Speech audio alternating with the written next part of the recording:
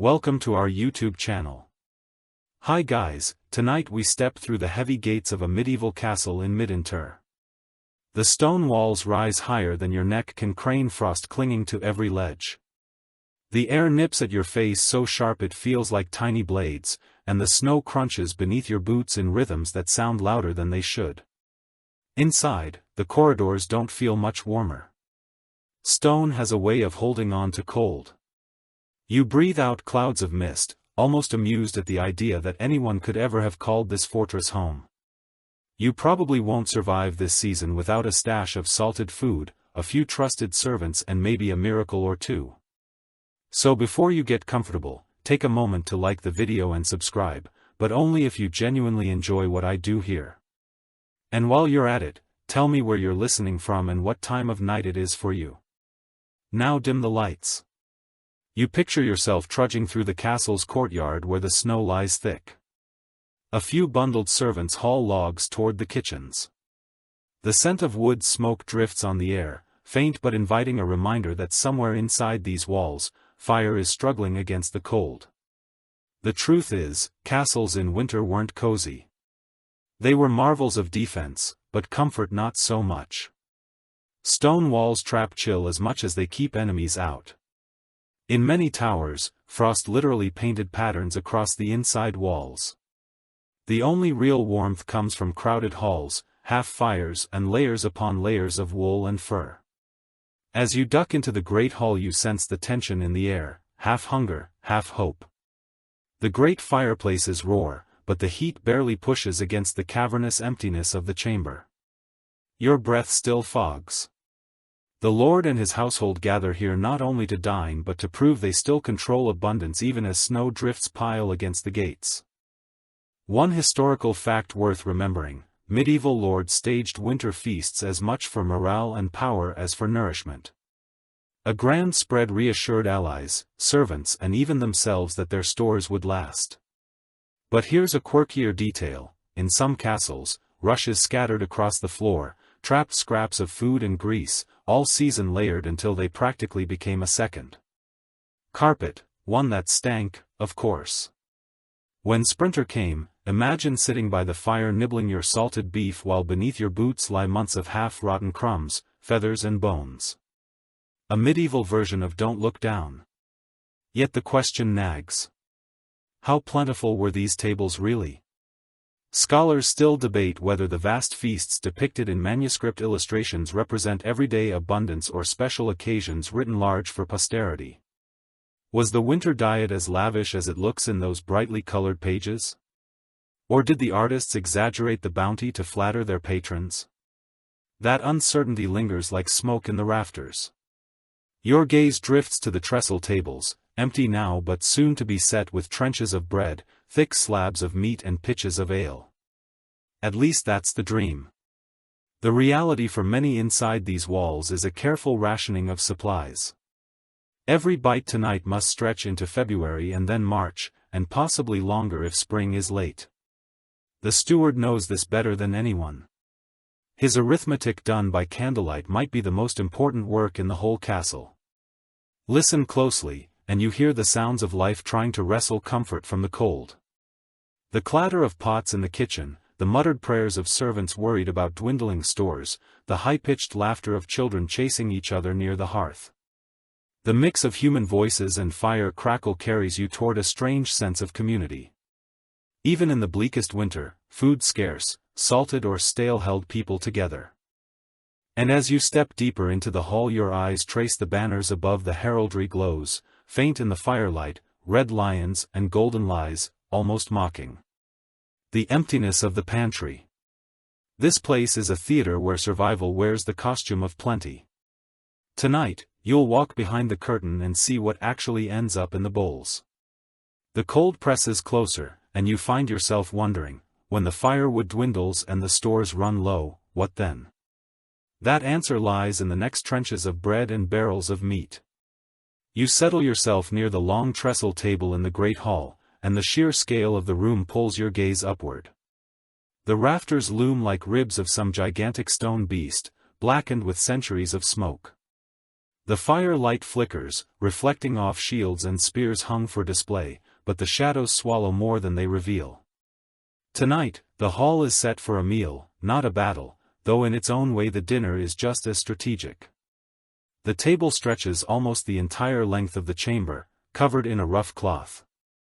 Wooden trenches, thick slabs of stale bread used as plates are laid out in anticipation. You lean closer and see how the surface is darkened from the grease of countless meals. The Lord will sit at the raised was, of course, making sure that everyone notices his place at the head. Even during a season of scarcity, hierarchy is the real dish being served. One established fact stands firm: the medieval Great Hall wasn't just a dining room. It was a stage for power. Eating in public was a way for lords to remind everyone that their household could still command plenty, even in the bleakest midwinter. To sit at his table was both privilege and performance. But watch closely, and you'll notice the subtle cheats behind the scenes. The cooks cut portions thinner, adding extra broth to the stews, filling bellies with liquid instead of meat. Candles are set more generously at the high table so the lord's plates gleam, while further down the hall servants hunch in dimness, picking at scraps. A cheeky tidbit. Some castle accounts suggest that cooks deliberately oversalted the meat at the lower tables, making servants drink more ale, which in turn kept them cheerful and less hungry. Medieval catering hacks, if you will. And still questions linger in the shadows. Some historians argue that the grandeur of these meals was only occasional, tied to festivals or visits from important guests.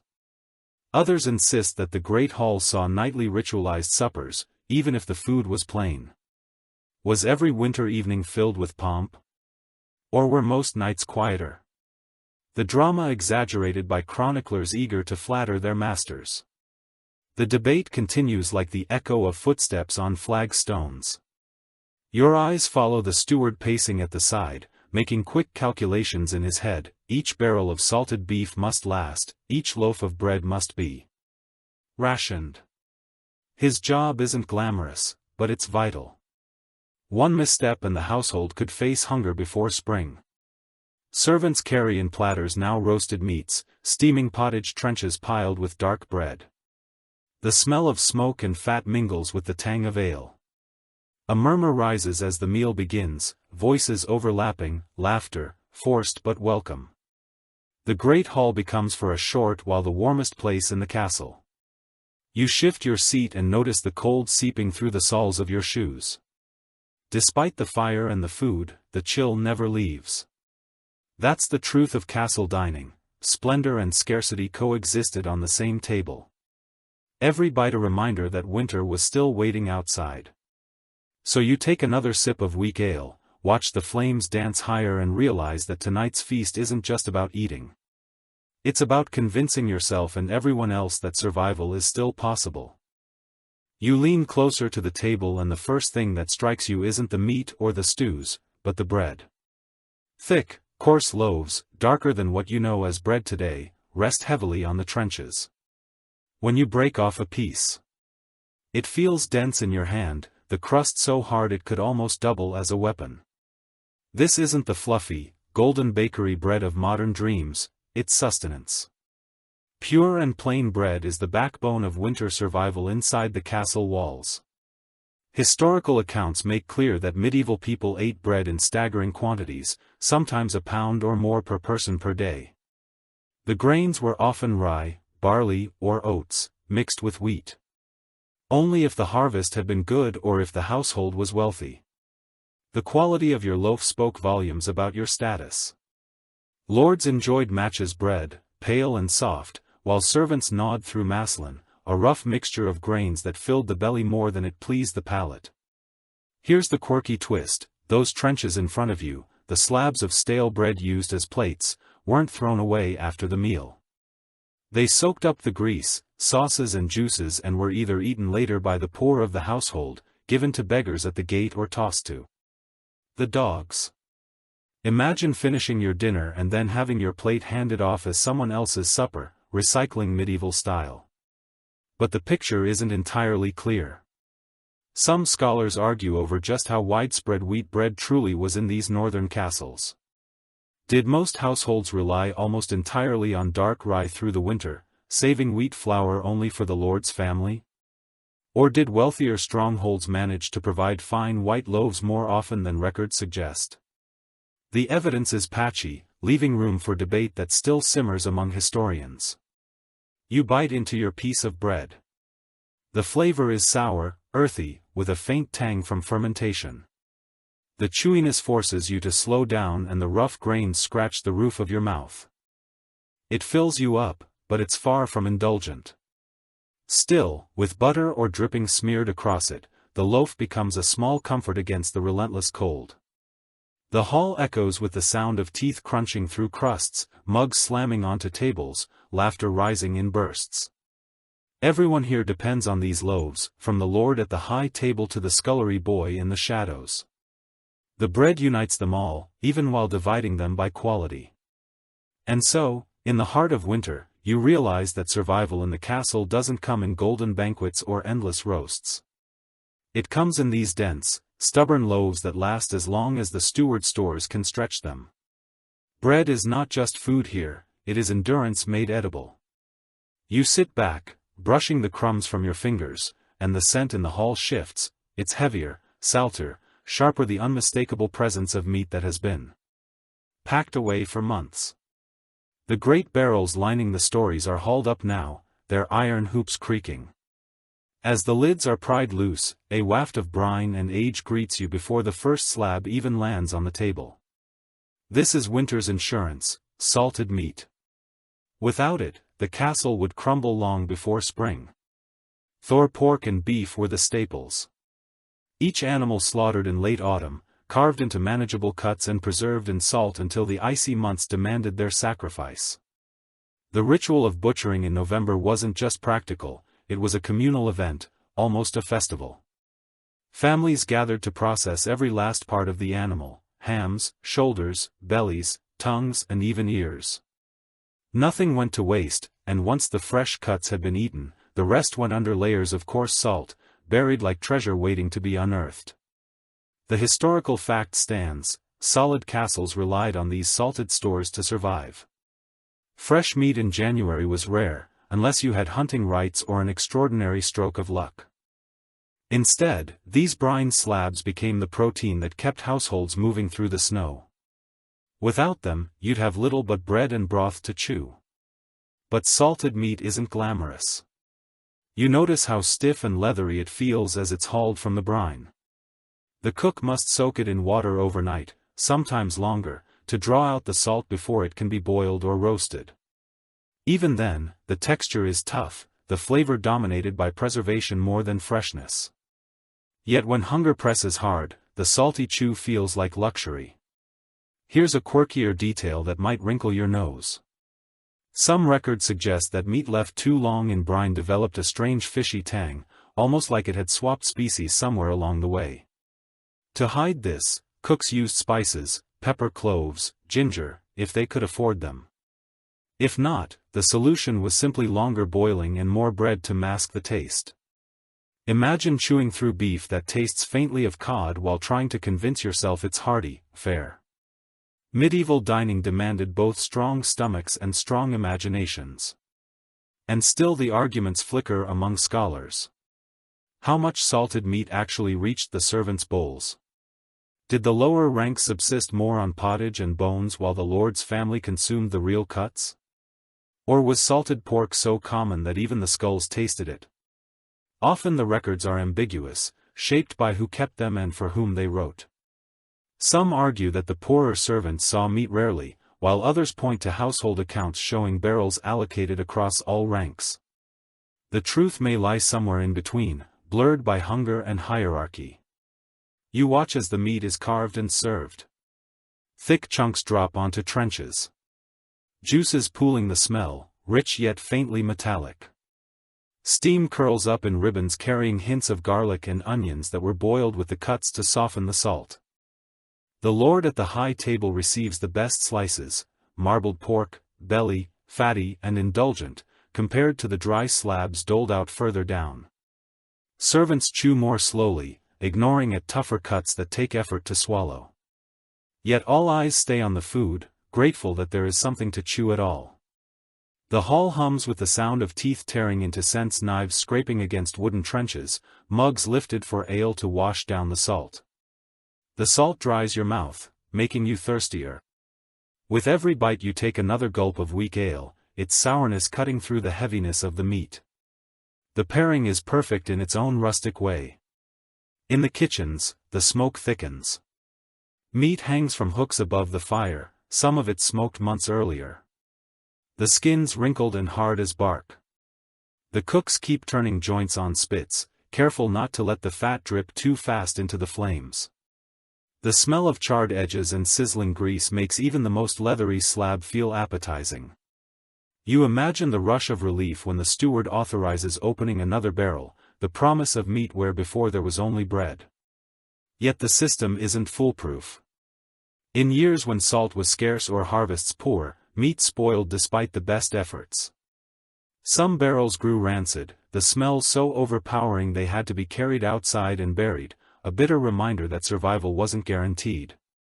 In fact, winters could be leaner than anyone expected, driving people to gnaw bones for marrow or stretch pottage with whatever scraps remained. Picture yourself here in January when the snow piles higher than the battlements and the roads are impassable. The Lord's men sit sharpening blades, bored with idleness. Children gather near the fire, their hands red and raw from the cold. The salted meat is the center of the day's meal. Its toughness, softened by long boiling, its flavor dulled but sustaining, it fills bellies and buys another night of survival. There's a strange comfort in this ritual. The meat is tough, the taste repetitive, but its presence signals that the household still has resources. As long as barrels remain in the store rooms, hope remains. Every slab hacked from the salted stores is one step closer to spring. The servants carry away the empty platters now. Their faces slick with grease, their fingers sticky with salt. You hear the scrape of knives across the last bones, the dogs growling under the table as they fight for scraps. The meal ends not with dessert but with relief that another day has been endured, another layer of winter survived.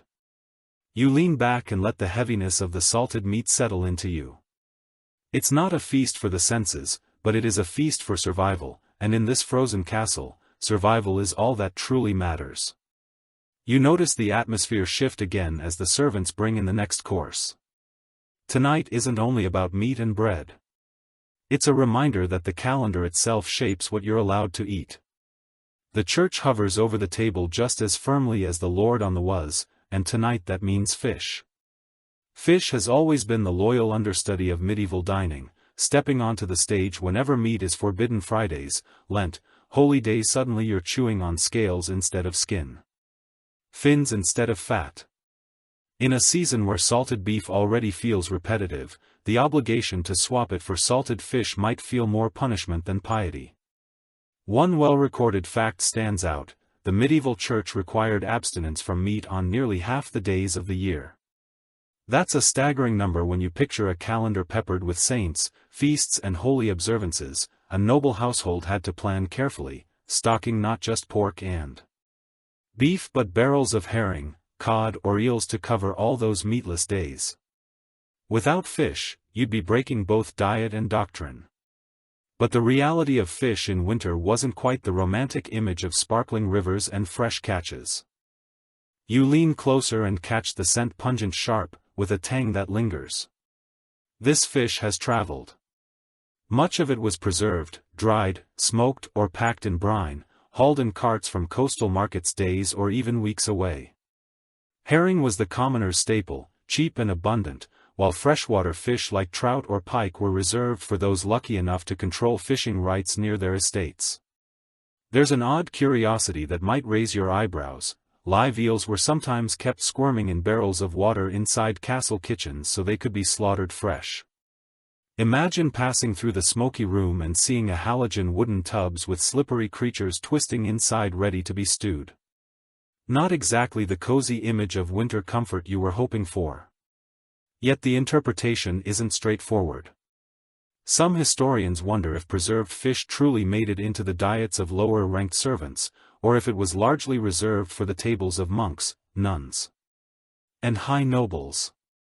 Others argue that even the humblest members of a household would have tasted herring often, given how cheaply it could be bought in bulk. The records leave us with a split impression. Did fish sustain all levels of society in winter, or did it serve mostly as another badge of status? The debate lingers like the aftertaste of salt on your tongue as you pick up a piece.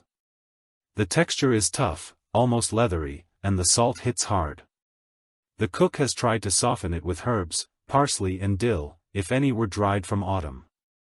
Maybe a dash of imported pepper, if the Lord is feeling generous. Still, the flavor is heavy. You take another bite and the briny chew makes you reach instantly for ale. It's not indulgent eating, but it is necessary eating, a compromise between faith and survival. Look around the table, and you see how different ranks handle the dish. At the high was, the Lord's portion is paired with a sauce, something tart, maybe made of vinegar, mustard seed or even almond milk, if the kitchen is clever. At the servant's end the fish arrives plain boiled, barely enough to take the edge off hunger. The contrast is stark, but both groups chew in silence, aware that faith requires patience. The kitchens bear their own smell. Now a mixture of smoke and brine. Hooks hang with smoked salmon and eel, their skins shriveled and blackened. A cauldron bubbles filling the air with steam that makes your eyes sting. Children peer in with wrinkled noses, not entirely sure whether to be excited or repulsed. For them, meatless days feel like an endless season of chewing through bones and scales, waiting for something richer to return. Yet fish had its charms too. In wealthier castles it wasn't only herring and cod. Sometimes the steward arranged for delicacies, lampreys, strange eel, like creatures with sucker mouths that nobles adored but which might make your stomach turn. Other times, sturgeon arrived. Its flesh, dense and rich, a status symbol as much as a meal. Eating such fish was a declaration. This household had connections, wealth and control, even in mid-winter. What might surprise you is that some of these delicacies traveled extraordinary distances. Salted cod from the North Sea or even from Iceland ended up on tables in castles far inland. The medieval supply chain powered by rivers and trade routes made it possible for a castle in snowy Burgundy to serve fish that once swam in the Atlantic. Global logistics centuries before you thought they existed. Still, practicality dominated most days. Fish was boiled into stews, shredded into pottages or fried in pans when oil could be had. Recipes aimed to disguise the sameness, but by February the repetition must have been wearing.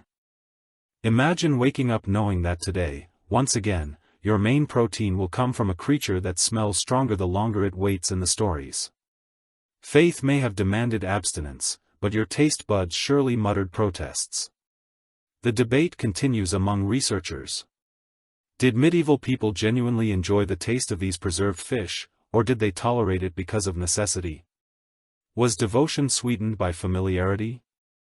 Or did people count down the days until meat returned to the pot? We can't quite know, but the wrinkled noses in some chronicles suggest more duty than delight. Back in the hall, mugs are raised to wash down the brine, laughter breaking out in bursts as the ale loosens tongues. For a moment, the fish becomes less about flavor and more about ritual. Everyone here shares the same salty mouthfuls, the same grumbles, the same anticipation of feasts to come. The act of eating together, bound by the same rules, binds the castle as surely as its stone walls. You set your trencher aside, wipe your hands on a rough cloth and notice the hunger hasn't fully left. The fish has filled your stomach, yes, but it hasn't warmed you like roasted meat would. Outside, snow presses hard against the shutters and the wind howls through cracks in the stone.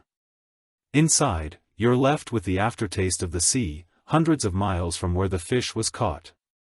Still, you can't deny its role.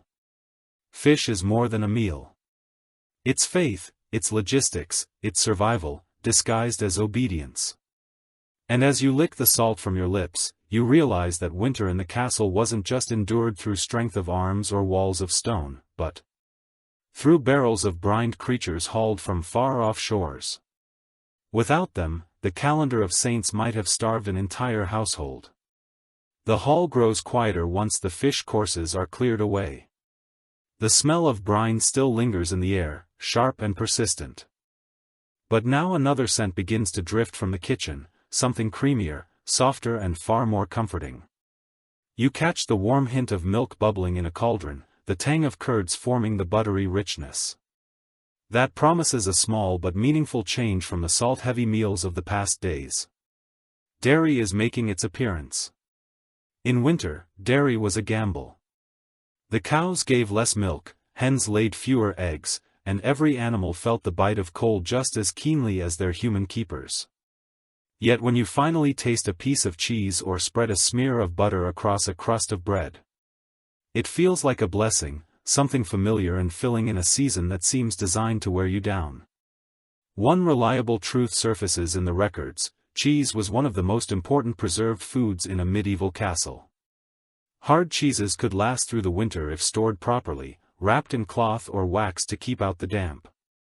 They became dense, strong, smelling and sharp with age, but they delivered much-needed fat and protein. A slice of aged cheese was fuel for long hours of shivering in the drafty halls. Then there's a curious little wrinkle: not all cheese was aged. Soft cheeses, curds, fresh farmer's cheese or even cream cheese like spreads were also eaten, though these had to be consumed quickly before spoiling. Sometimes they were mixed into porridges or flavored with herbs.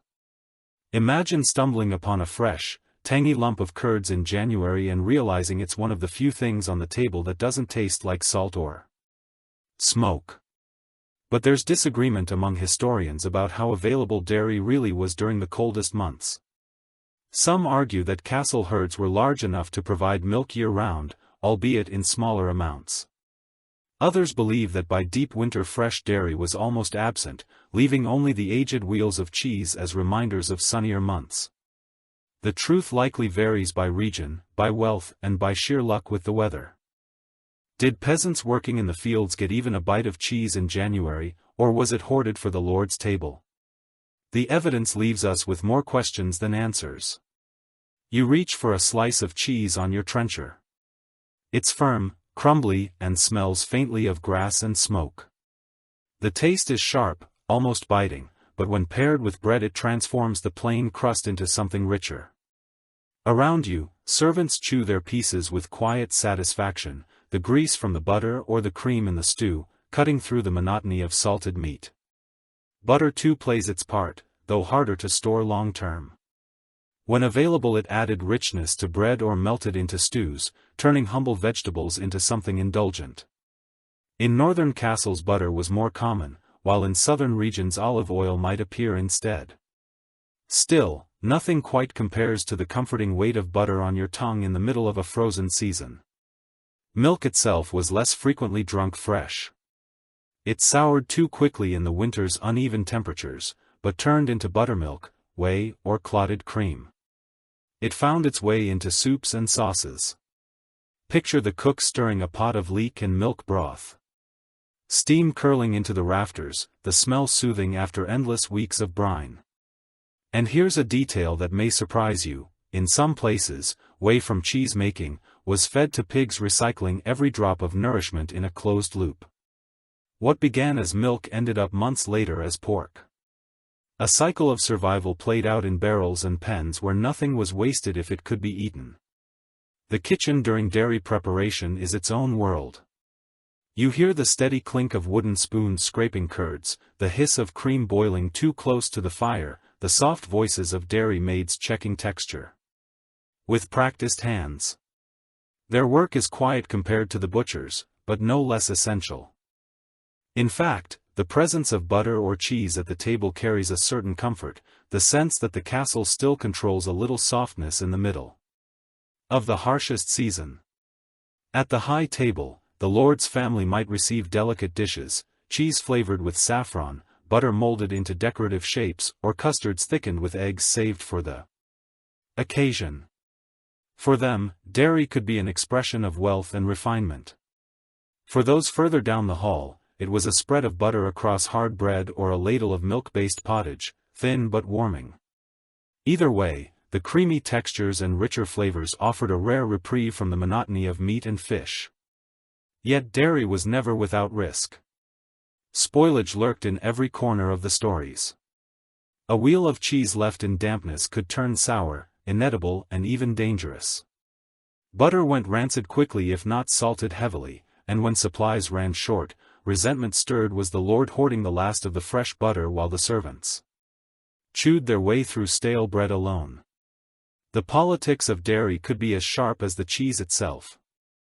The children, however, hardly cared. They licked butter from their fingers, giggled over curds and dreamed of milk warmed with honey before bed. To them, dairy was sweetness and comfort, the closest thing to a treat in a castle where sugar remained a far-off luxury.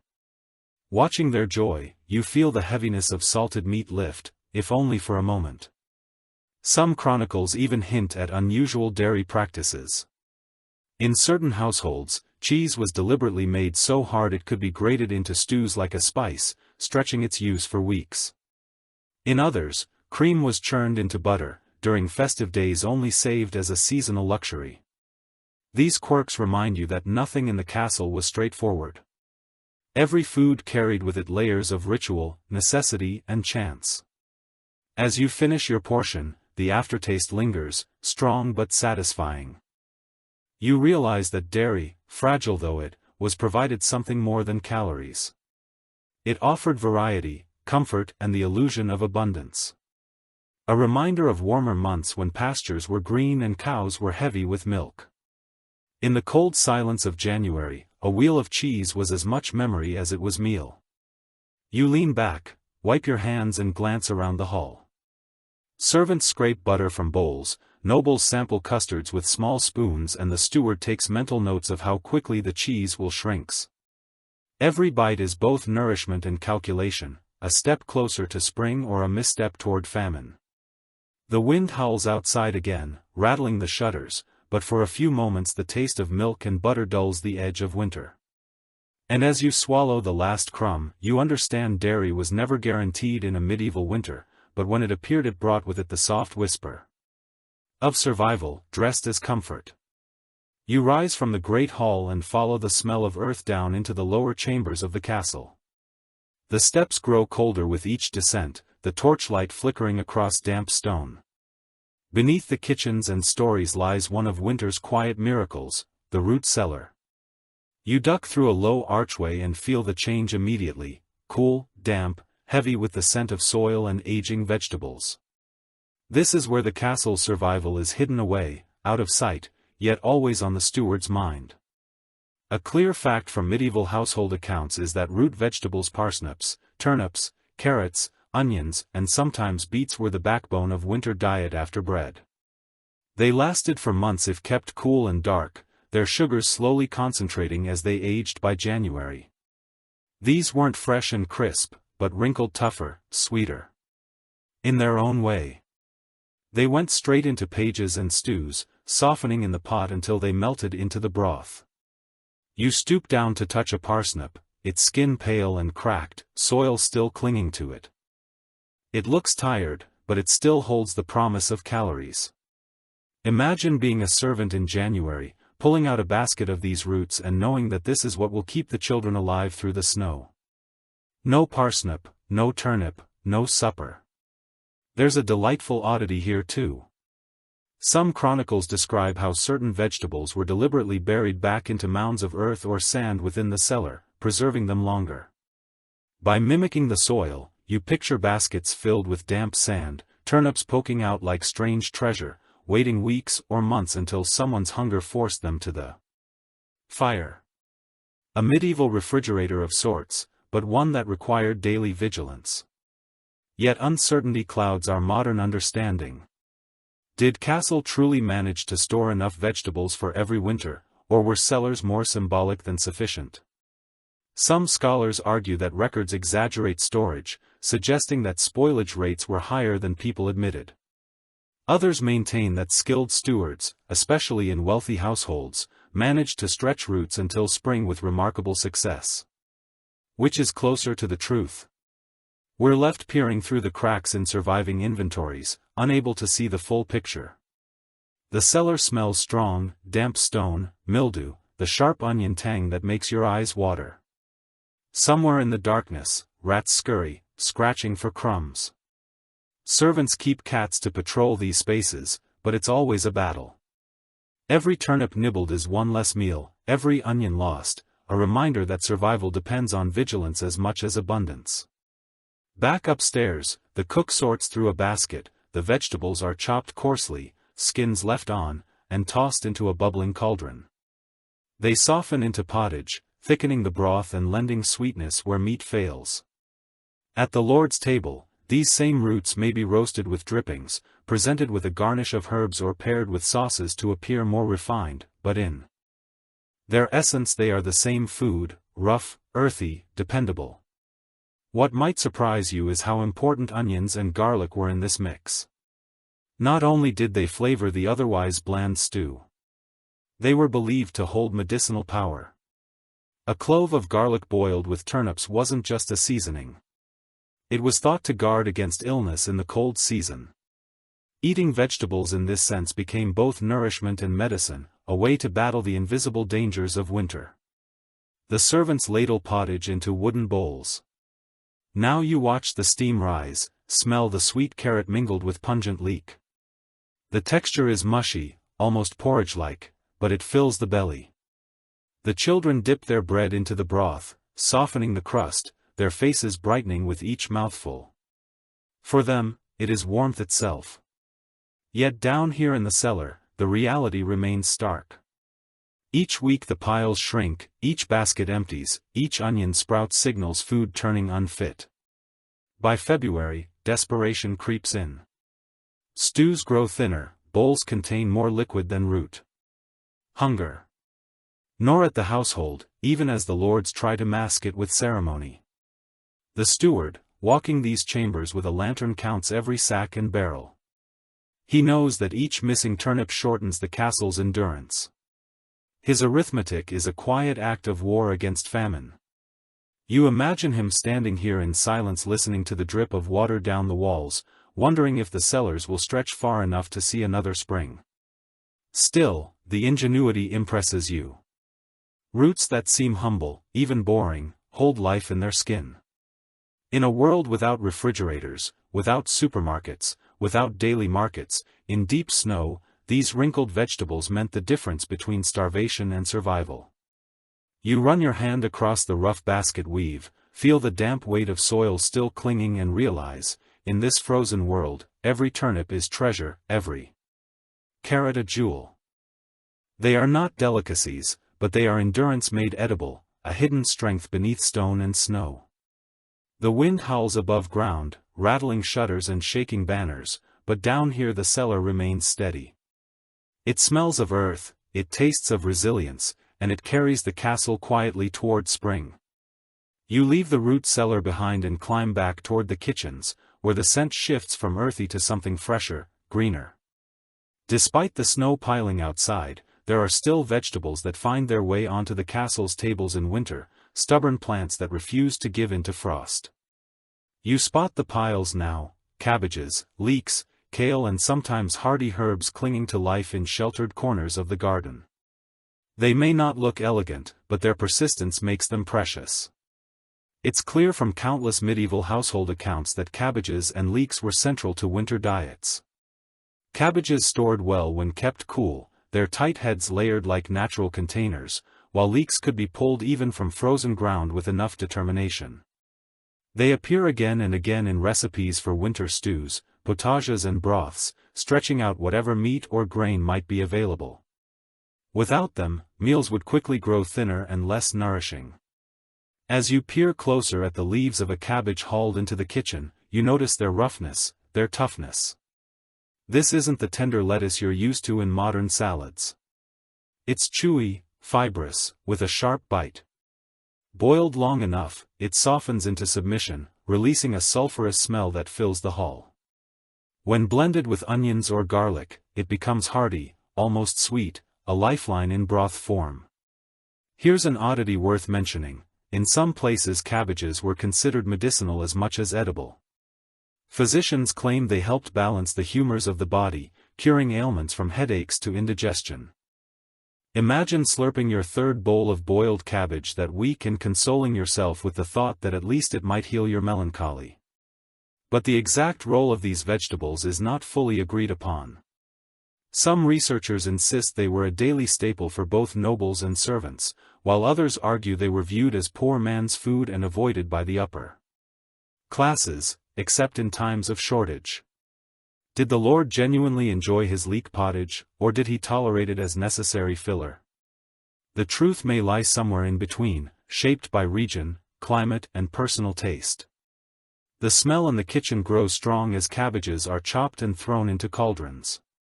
You watch the green leaves wilt, turning limp, and dark leeks are sliced into rings, their white stalks melting into the broth. Their flavor, rich and onion. Together they create a pottage that simmers all day, fed with scraps of bread or bones, served to servants in steaming bowls that warm cold hands. The high table, of course, receives something more refined. A leek tart thickened with eggs and cream might appear, or cabbages dressed in a sauce of butter and herbs. Presentation becomes a way of disguising the plainness of the ingredient. But at their heart, both rich and poor are chewing on the same hearty greens bound by the stubborn resilience of plants that survived the snow. What might catch you off guard is the noise. The kitchen rings with chopping knives, the hiss of boiling cauldrons, the voices of dairy maids and cooks exchanging quick instructions. There's laughter too, because even in scarcity, cabbage soup bubbling in a pot feels like reassurance. The servants lean over the steam, inhaling deeply, their cheeks pink from the heat after hours in the freezing corridors. When the bowls are ladled out, the scene shifts to the hall. Once more. You dip your spoon into the thick broth, the steam warming your face. The taste is simple, earthy, slightly bitter at first, but then it grows on you. Paired with bread, it fills you not with luxury but with the sense that the castle can endure another day. Children sip it greedily, wiping their mouths with the backs of their hands, while elders nod, satisfied to taste something beyond salt and brine. The debate about how these vegetables were perceived lingers among scholars. Some argue that manuscripts and cookbooks underreport their use because they were too ordinary to record the daily fare of commoners rather than the glamorous dishes of nobles. Others suggest the opposite, that their medicinal and symbolic importance made them more valued than we assume today. The truth, as always, remains murky, caught between everyday necessity and cultural bias. Still, you can't deny their value in a world where freshness was fleeting. Cabbages and leeks stood strong. They were humble, yes, but their very humility made them powerful. Without them, pottage would collapse into thin water and winter would bore her at empty stomachs. As you finish your bowl, you notice how the warmth spreads through your chest, slower than wine, but steadier.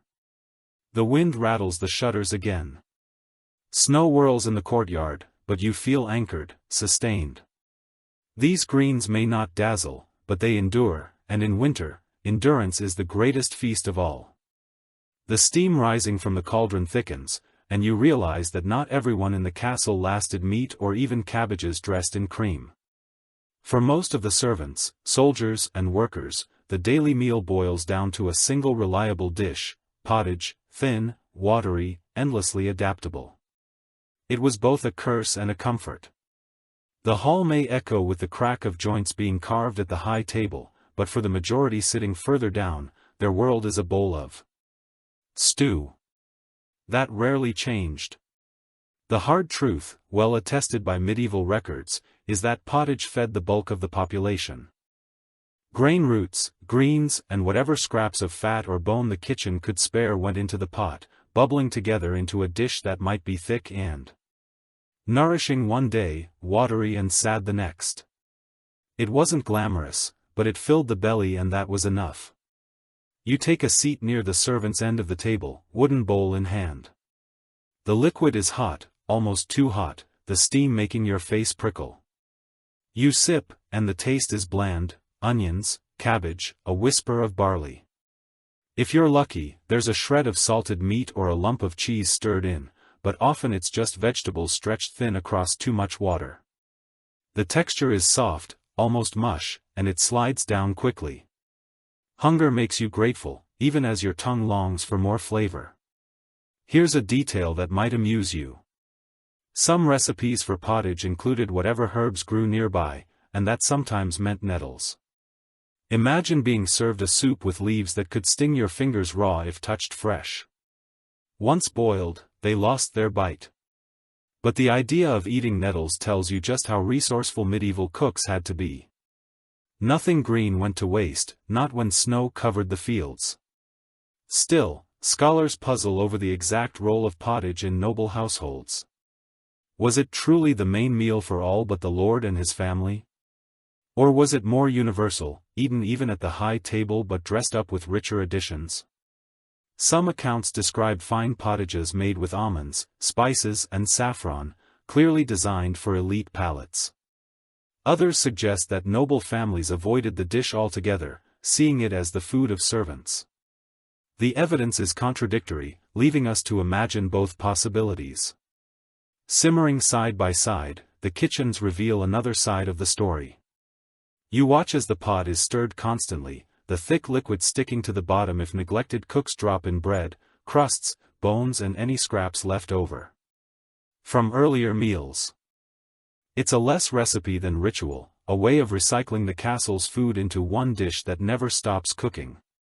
The pot might bubble from dawn to dusk, its contents changing slightly as new ingredients are added, old ones ladled out, a medieval slow cooker endlessly replenished. The servants gather around bowls in hand, slurping noisily. Their laughter is tired but genuine, their hunger dulled. For now, children scoop the mush with bread, softening their crusts in the broth, while the older men chew slowly, grateful for the warmth. The communal nature of the dish is striking. Everyone shares from the same pot. Everyone's portion looks more or less the same. Hunger levels the ranks, if only briefly. You take another spoonful and the taste deepens. A hint of garlic perhaps, or maybe just the strong flavor of a leek boiled down until it disintegrates. It's not much, but it warms your throat and spreads comfort through your chest. You realize that pottage isn't about delight, it's about survival, made bearable. An unusual practice pops into your mind. Some households used beer or ale to thin their pottage instead of water, giving it a sour tang and an extra boost of calories. Imagine sipping your bowl and tasting faint yeast and malt beneath the vegetables. It sounds strange, but it turned dinner into something just a bit more filling, especially when food was running low. But the question remains, was pottage a symbol of poverty or was it simply the default diet of winter? Chroniclers often ignored it, preferring to describe lavish feasts that made their patrons look generous. Yet the archaeological record pits full of charred grains and vegetable remnants suggests otherwise. Pottage was the steady hum of daily life, a background rhythm so constant it went unnoticed by the pens of the elite. It fed castles just as surely as it fed villages. Back in the hall, the difference is clear. The lord cuts into a roast, juices running, laughter echoing around him. You and the others chew slowly on your stewed cabbage and barley, pretending not to notice. But even here there is comfort in shared experience. The taste may be plain, but the act of sitting together, bowls steaming in your hands, builds a kind of fellowship. Hunger is less sharp when endured as a group. The wind outside howls again, rattling the shutters, but the warmth of the pot steadies you. You look down at your empty bowl, scrape the last soggy chunk of bread from the bottom and swallow. It's not a feast, but it's enough. In the end, pottage isn't remembered for flavor or beauty. It's remembered for constancy, for showing up day after day, pot after pot, through the worst of the winter. A bowl of stew, humble and steaming, carried entire households across the frozen months. And as you set down your bowl, you realize that in this castle, survival has always simmered quietly at the bottom of a pot. The scent in the hall shifts again, this time towards something exotic, unfamiliar, and almost theatrical. The familiar smoke of cabbage, the brine of fish and the heavy salt of pork have all been dulled by routine. But now a sharper, sweeter fragrance cuts through the air. You catch it before the platters even arrive. A pinch of pepper, a curl of cinnamon, the earthy bite of saffron. Suddenly, the castle feels less like a stone fortress in the snow and more like a portal to faraway lands. One fact the records make impossible to ignore is this: imported spices were not only flavoring agents but also symbols of power. Peppercorns from India, cloves from the Lucas, saffron threads from Spain or beyond. They traveled thousands of miles before being poured onto these trenches. To taste them in a frozen hall was to taste wealth itself, proof that your household reached into the world's trade routes. You lean forward and inhale as the Lord's dish is placed on the dis. The meat glistens, sprinkled with saffron that dyes the broth golden. For a moment, the bleakness of winter seems far away. Color and aroma lift the mood, creating the illusion of summer sunshine bottled in a spice jar. What might raise your eyebrows is how these precious seasonings were used not only to impress or delight, but often to disguise salted meat gone slightly off. Add pepper fish too. Briny cinnamon might soften the blow. Almond milk thickened with saffron could turn an otherwise unappetizing pottage into something resembling luxury. Imagine chewing through half-rancid beef while convincing yourself that the pepper burn on your tongue is flavor. Still, the question of how widespread these spices really were remains unsettled. Some scholars suggest that only the wealthiest castles could afford regular use, while others argue that pepper was common enough to appear even in middling households, though in smaller amounts. Did servants ever taste saffron, or was it locked firmly at the Lord's end of the table? The accounts are contradictory, leaving us to wonder whether spices were daily enhancements or rare performances of wealth. You take a piece of bread and dab it into the sauce dripping from the Lord's dish. The taste explodes, sharp, hot, slightly sweet. Your tongue tingles in ways no cabbage stew ever could. It's intoxicating, distracting, even addictive. No wonder nobles prized these flavors. They broke the monotony of salted meat and boiled roots, turning every bite into something dramatic. The kitchens bustle like a theater. Backstage, mortars and pestles grind continuously, cooks arguing over proportions, the golden powder of saffron stains their fingers, while peppercorns crack beneath heavy stones. The noise is sharp, rhythmic, filling the room with the music of preparation. Servants carry trays of almond paste, sugar loaves shaved into delicate dust and jars of preserved ginger.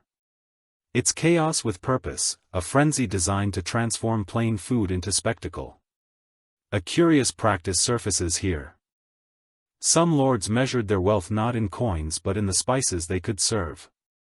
At feasts, whole peppercorns were counted like jewels and saffron threads weighed like gold. In some households, guests were deliberately shown the jars of spice before dining, as if to remind them that this castle's reach extended across seas and deserts. Food became theater and spices were the stage lights. But while nobles reveled, the servants at the lower tables got little of the glamour. Their pottage might receive a dusting of herbs or, if they were lucky, a pinch of leftover pepper swept from the mortar. For them, spices were a faint echo of wealth, smelled more than tasted. The hierarchy was written not only in where you sat but in how your food burned or failed to burn your tongue. You glance at the Lord now raising a goblet of spiced wine. Cinnamon and cloves float in the liquid, releasing warmth that smells festive even in the dead of winter. His laughter rings out, his guests nod appreciatively and the illusion of abundance grows. The hall is no warmer, the snow no less deep, but the taste of saffron tricks everyone into believing that comfort is still possible. The debate among historians lingers. Did spice primarily function as status symbols, rarely tasted by ordinary mouths, or did they seep more broadly into medieval diets through trade and cheaper access to pepper? The evidence suggests both realities, depending on the household. In either case, the symbolism mattered as much as the taste. To serve saffron in January was to proclaim victory over distance, time and hunger. You chew another bite and notice how the flavors linger long after the meat itself is gone. It isn't just nourishment, it's a sensory escape, a reminder that the world is larger than the frozen moat outside. Spices carry you, if only in your imagination, to lands where snow never falls and markets overflow with color. But soon the platters are cleared, the aromas fade and the illusion breaks. You look around and see the same stone walls, the same draft sneaking through cracks, the same weary faces of servants scraping bowls. The spice, like a performance, dazzles only briefly before vanishing. Survival still depends on salted meat and cabbage stew. Yet you can't shake the thought that these spices, these tiny fragments of distant worlds, gave people more than taste.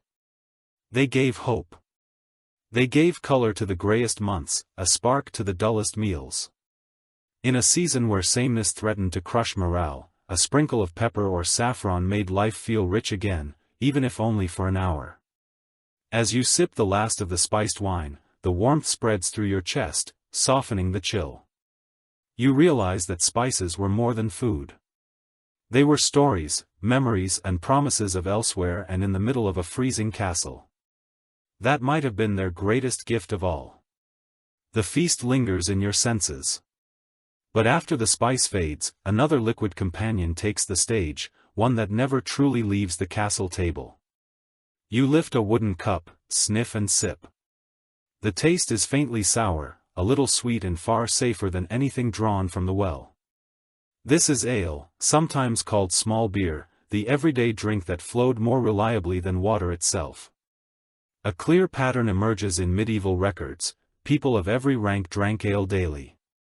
It was considered safer than water, which could be contaminated by waste from humans and animals alike. Brewing, even when crude, boiled away dangers and turned grain into liquid nourishment. Adults, children, nobles and servants all consumed it, though the strength and quality varied wildly depending on status and circumstance. You take another sip and notice how weak it is. The alcohol content is low, barely enough to blur your vision. But that wasn't the point. This small beer was hydration as much as indulgence. Providing calories in liquid form, it filled bellies, kept thirst at bay and made life in freezing stone halls just a little more bearable. One detail that might make you smile: brewing wasn't only the work of professional aleuves or monastery brewers. In some castles, every kitchen maid was expected to know the basics of fermenting grains into drink. Some batches turned out sweet and smooth, others sharp and vinegary, but all were consumed with little hesitation. Imagine living in a place where drinking water straight from the well was considered reckless, but giving your child a mug of beer before bed was completely ordinary. But there's still disagreement about the exact role of ale in castle diets. Did servants truly drink it at every meal, or was it rationed more carefully than we assume? Some historians argue that lower-quality ale was brewed in huge quantities and ladled out daily, while others suggest it was scarcer in winter, forcing people to stretch thinner batches. The truth likely lies between these views, shaped by the size of the household and the stores of grain. The brewing process itself was a spectacle. Down in the castle's brew house, huge cauldrons boiled with malted barley steam filled the chamber, smelling sweet and earthy, a contrast to the acrid smoke of the kitchens.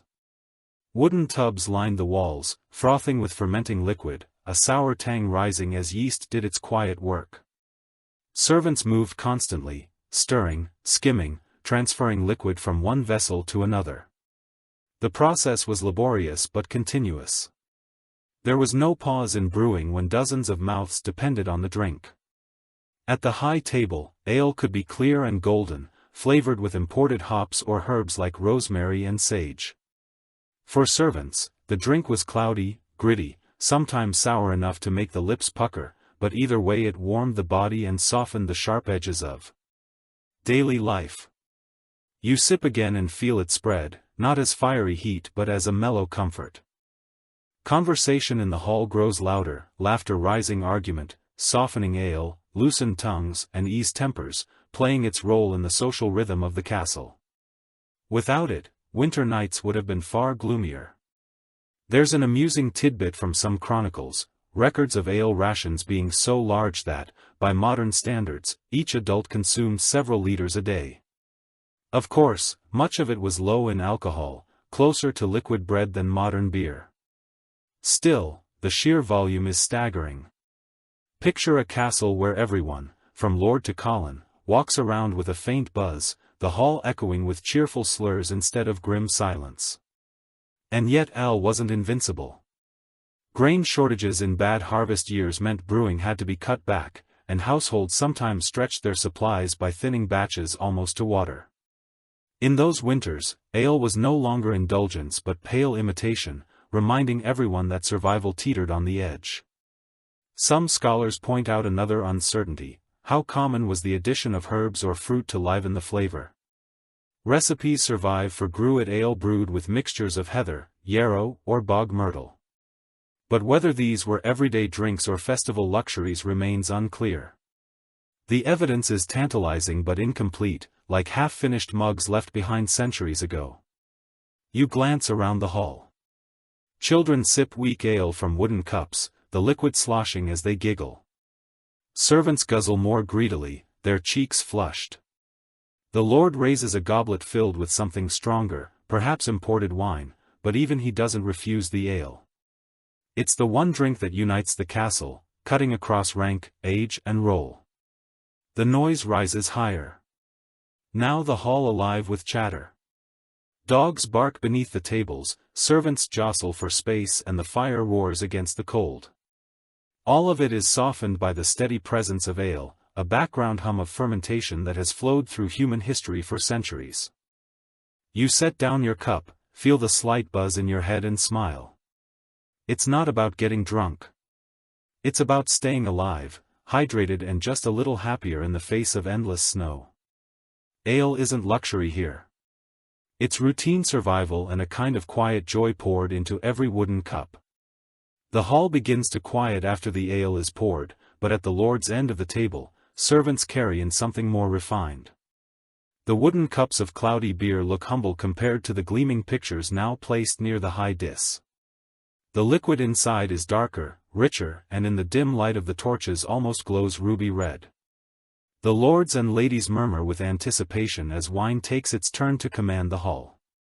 One truth from the ledgers of wealthy castles is clear: imported wine was the drink of status. Unlike ale, which could be brewed on site, wine often traveled hundreds of miles before reaching a northern fortress. Barrels arrived from France, Spain, or the Rhineland, carried by cart and river barge, then hauled across muddy tracks until they rattled into the cellar.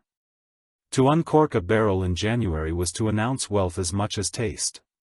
You watch as the steward inspects the casks stored in the castle's undercroft. The air is cool and damp, perfect for storage, though hardly as controlled as a modern cellar. Wooden staves creak, iron hoops rust, and the wine inside ages unevenly. Some barrels are sound, yielding deep and fruity flavors, while others have turned sour, their liquid closer to vinegar than vintage. And here lies a curious fact: sour wine wasn't always wasted. Instead, it was mixed with water, herbs, or honey to make posset or spiced drinks, disguising floors with sweetness or spice. In a world where nothing could be spared, even spoiled wine had its role. Picture a servant sipping a cup of mulled wine that had more in common with vinegar punch, while nobles lifted goblets of the finer vintage. Yet historians still puzzle over how often nobles in Northern Europe truly drank wine during long winters. Some argue that only the richest castles could afford steady supplies, while others note that even middling estates sometimes prioritized wine imports to display status during feasts.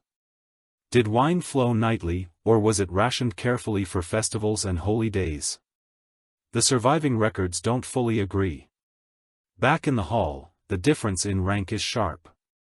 At the high table, goblets are silver or peter polished to catch the firelight. The wine is poured carefully, almost ceremonially. Down the hall, servants sip their small beer from wooden mugs, glancing occasionally at the red liquid gleaming above. The divide between ale and wine is more than taste, it's hierarchy. Distilled into liquid form, you take a sip of the wine that has somehow made its way into your cup. It's sharp at first, slightly rough around the edges, but warmer than ale, heavier, filling your mouth with complexity. There's a faint note of smoke, perhaps from the barrels, and a sweetness underneath that surprises you. It tastes of far-away lands, of vineyards under sun rather than snow. At that moment the hall feels less bleak. The kitchens contribute too, heating wine with spices into mulled drinks called hypocrisy. You hear the pestle grinding again, cloves and cinnamon cracked into powder mixed with honey, then stirred into steaming cups. The scent spreads through the hall and suddenly even the drafty space smells festive. The nobles smile more, their laughter louder, their cheeks red, not just from fire but from strong drink. A quirky detail emerges here. In some households, spiced wine was so prized that it was served at the end of feasts as a kind of dessert. Sweet and warming. Guests judged a host's generosity by the quality of hypocrisy offered. Imagine the pressure on a steward to ensure the final sip lingered pleasantly, sending guests home with memories not of the cold but of honeyed warmth. Meanwhile, in the stories, servants must guard the barrels carefully. Wine casks leak, crack or are plied by thirsty workers. To prevent loss, some stewards sealed barrels with wax or stationed guards in the cellar door. Each missing cup was an insult to the lord's wealth. So the responsibility weighed heavily. You picture a kitchen boy sneaking a taste from a tap, only to find himself whipped for daring to steal a drop of status. Yet for all its glamour, wine was fickle. Unlike beer, it didn't always last through the winter. By February the best casks might be gone, leaving only sour remnants. The contrast between December's rich hypocrisy and March's thin, vinegary dregs must have been disheartening. Still nobles insisted on maintaining windsocks, even when importing them strained the estate's purse. To be without wine was to admit weakness. The debate among specialists continues. Did wine genuinely become a staple at noble tables, or was it always a luxury reserved for display? Some argue that northern castles gradually integrated it into daily meals, while others maintain it was ceremonial, consumed only in limited quantities. Whatever the case, its symbolic power cannot be denied. Back in the hall, you cradle your cup, feeling the warmth of the drink spread through your chest. The chatter grows louder, the shadows feel softer, and for a moment you forget the ice pressing at the walls. Wine is more than drink. It's illusion, a transformation of atmosphere. It brings a taste of vineyards into a world of snow, a sense of abundance where scarcity rules. Servants clear the tables now, carrying away empty goblets and mugs.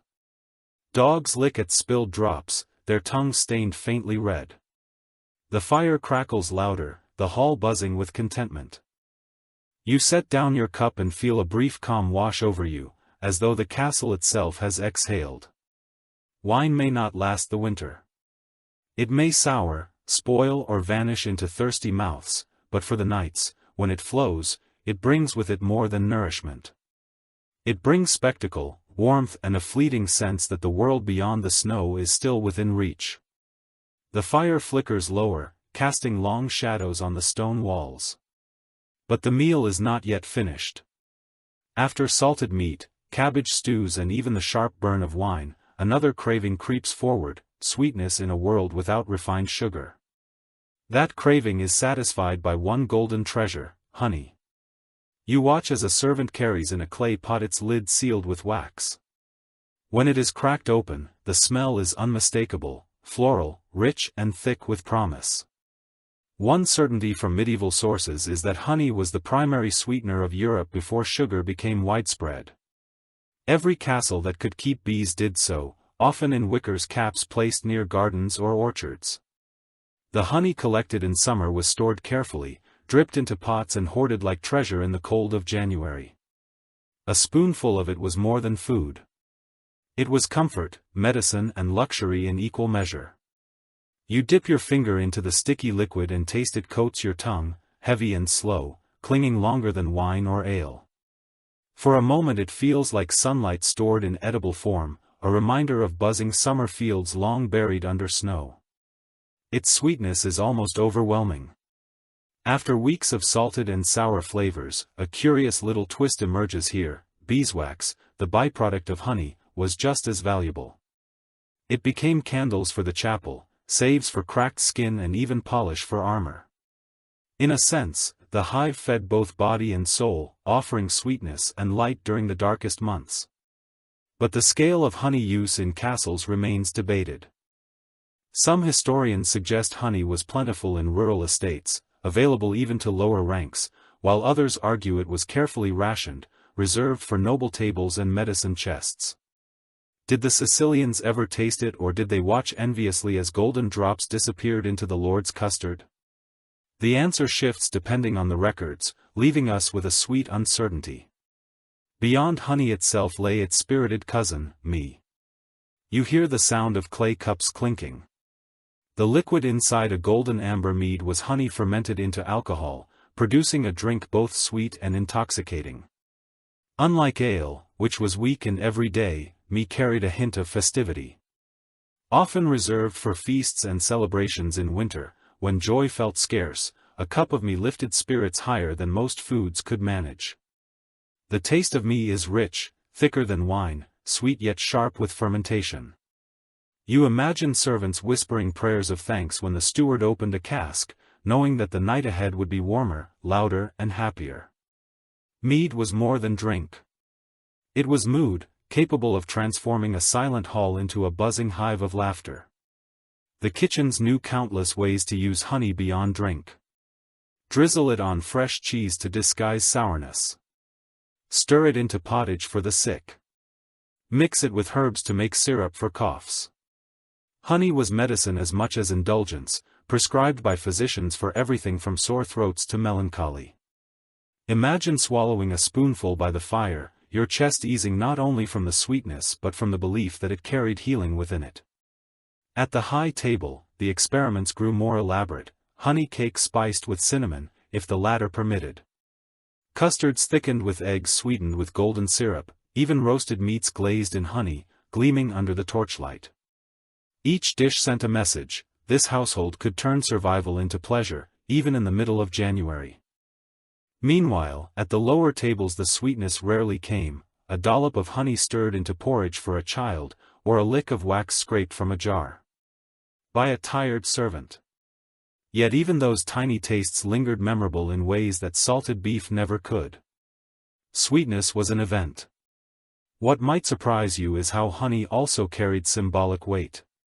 Monks kept bees in clusters, linking honey to purity and spiritual light. Honey appeared in wedding feasts as a blessing of fertility. It even inspired the term honeymoon, when couples drank me to sweeten the first month of marriage. Every golden drop carried cultural echoes beyond its taste. The cellar tells its own story, pots of honey stored carefully in cool darkness, lids sealed with wax, each one watched closely by the steward. Spoilage was rare. Honey resists decay, but theft was common. Sweetness tempted even the most obedient servant, and punishments for stealing honey could be harsh. Imagine the risk of dipping a spoon into the pot, knowing discovery meant a whipping. But temptation winning anyway. Scholars continue to debate just how often honey and mead appeared in daily castle life. Were they occasional treats or regular companions at the table? The evidence is patchy, but the symbolism endures. Honey meant hope. Sweetness against the bitter cold light in the darkness. You take another sip of me, the warmth spreading through you. The hall seems brighter, laughter louder, and even the dogs beg happily at the edges of the table. For a little while, the monotony of salted meat and sour ale is forgotten. Sweetness has its way of reshaping memory, making the night feel softer than it really. Island, the fire pops, sending sparks upward servants, clear bowls sticky with honey, children lick their fingers and the Lord smiles with satisfaction. The snow still falls outside, relentless as ever, but in here, golden liquid has created a bubble of warmth and joy. Honey doesn't fill bellies like bread, nor does it preserve like salt. But in the middle of winter it offers something just as essential: delight. And sometimes delight is what keeps the cold at bay long enough for morning to come.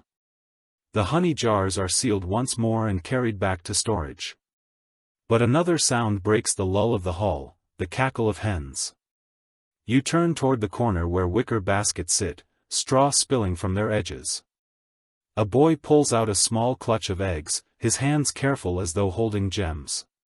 In winter, those fragile shells are rarer than saffron threads, each one a small miracle in the frozen months.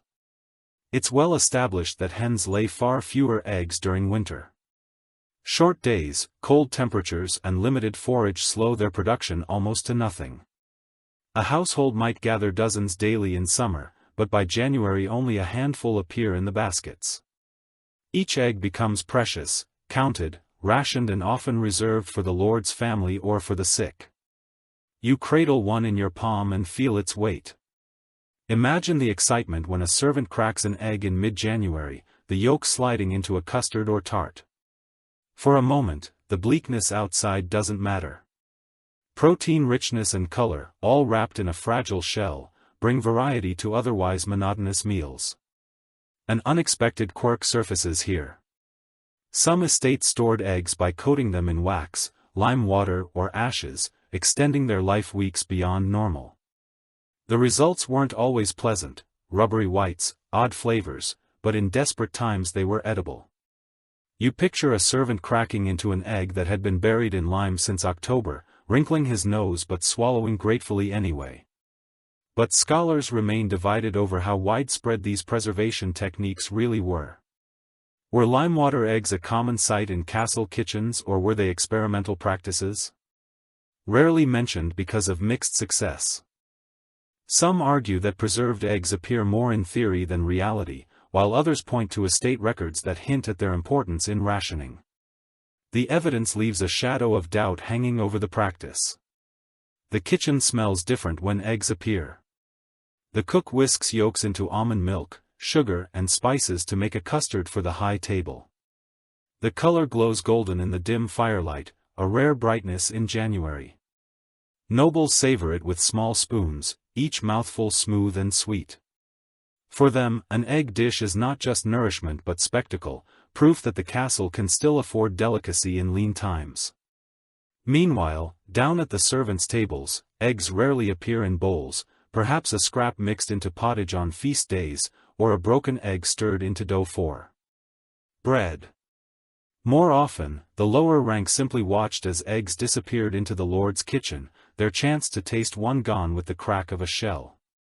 Children, however, sometimes fared better.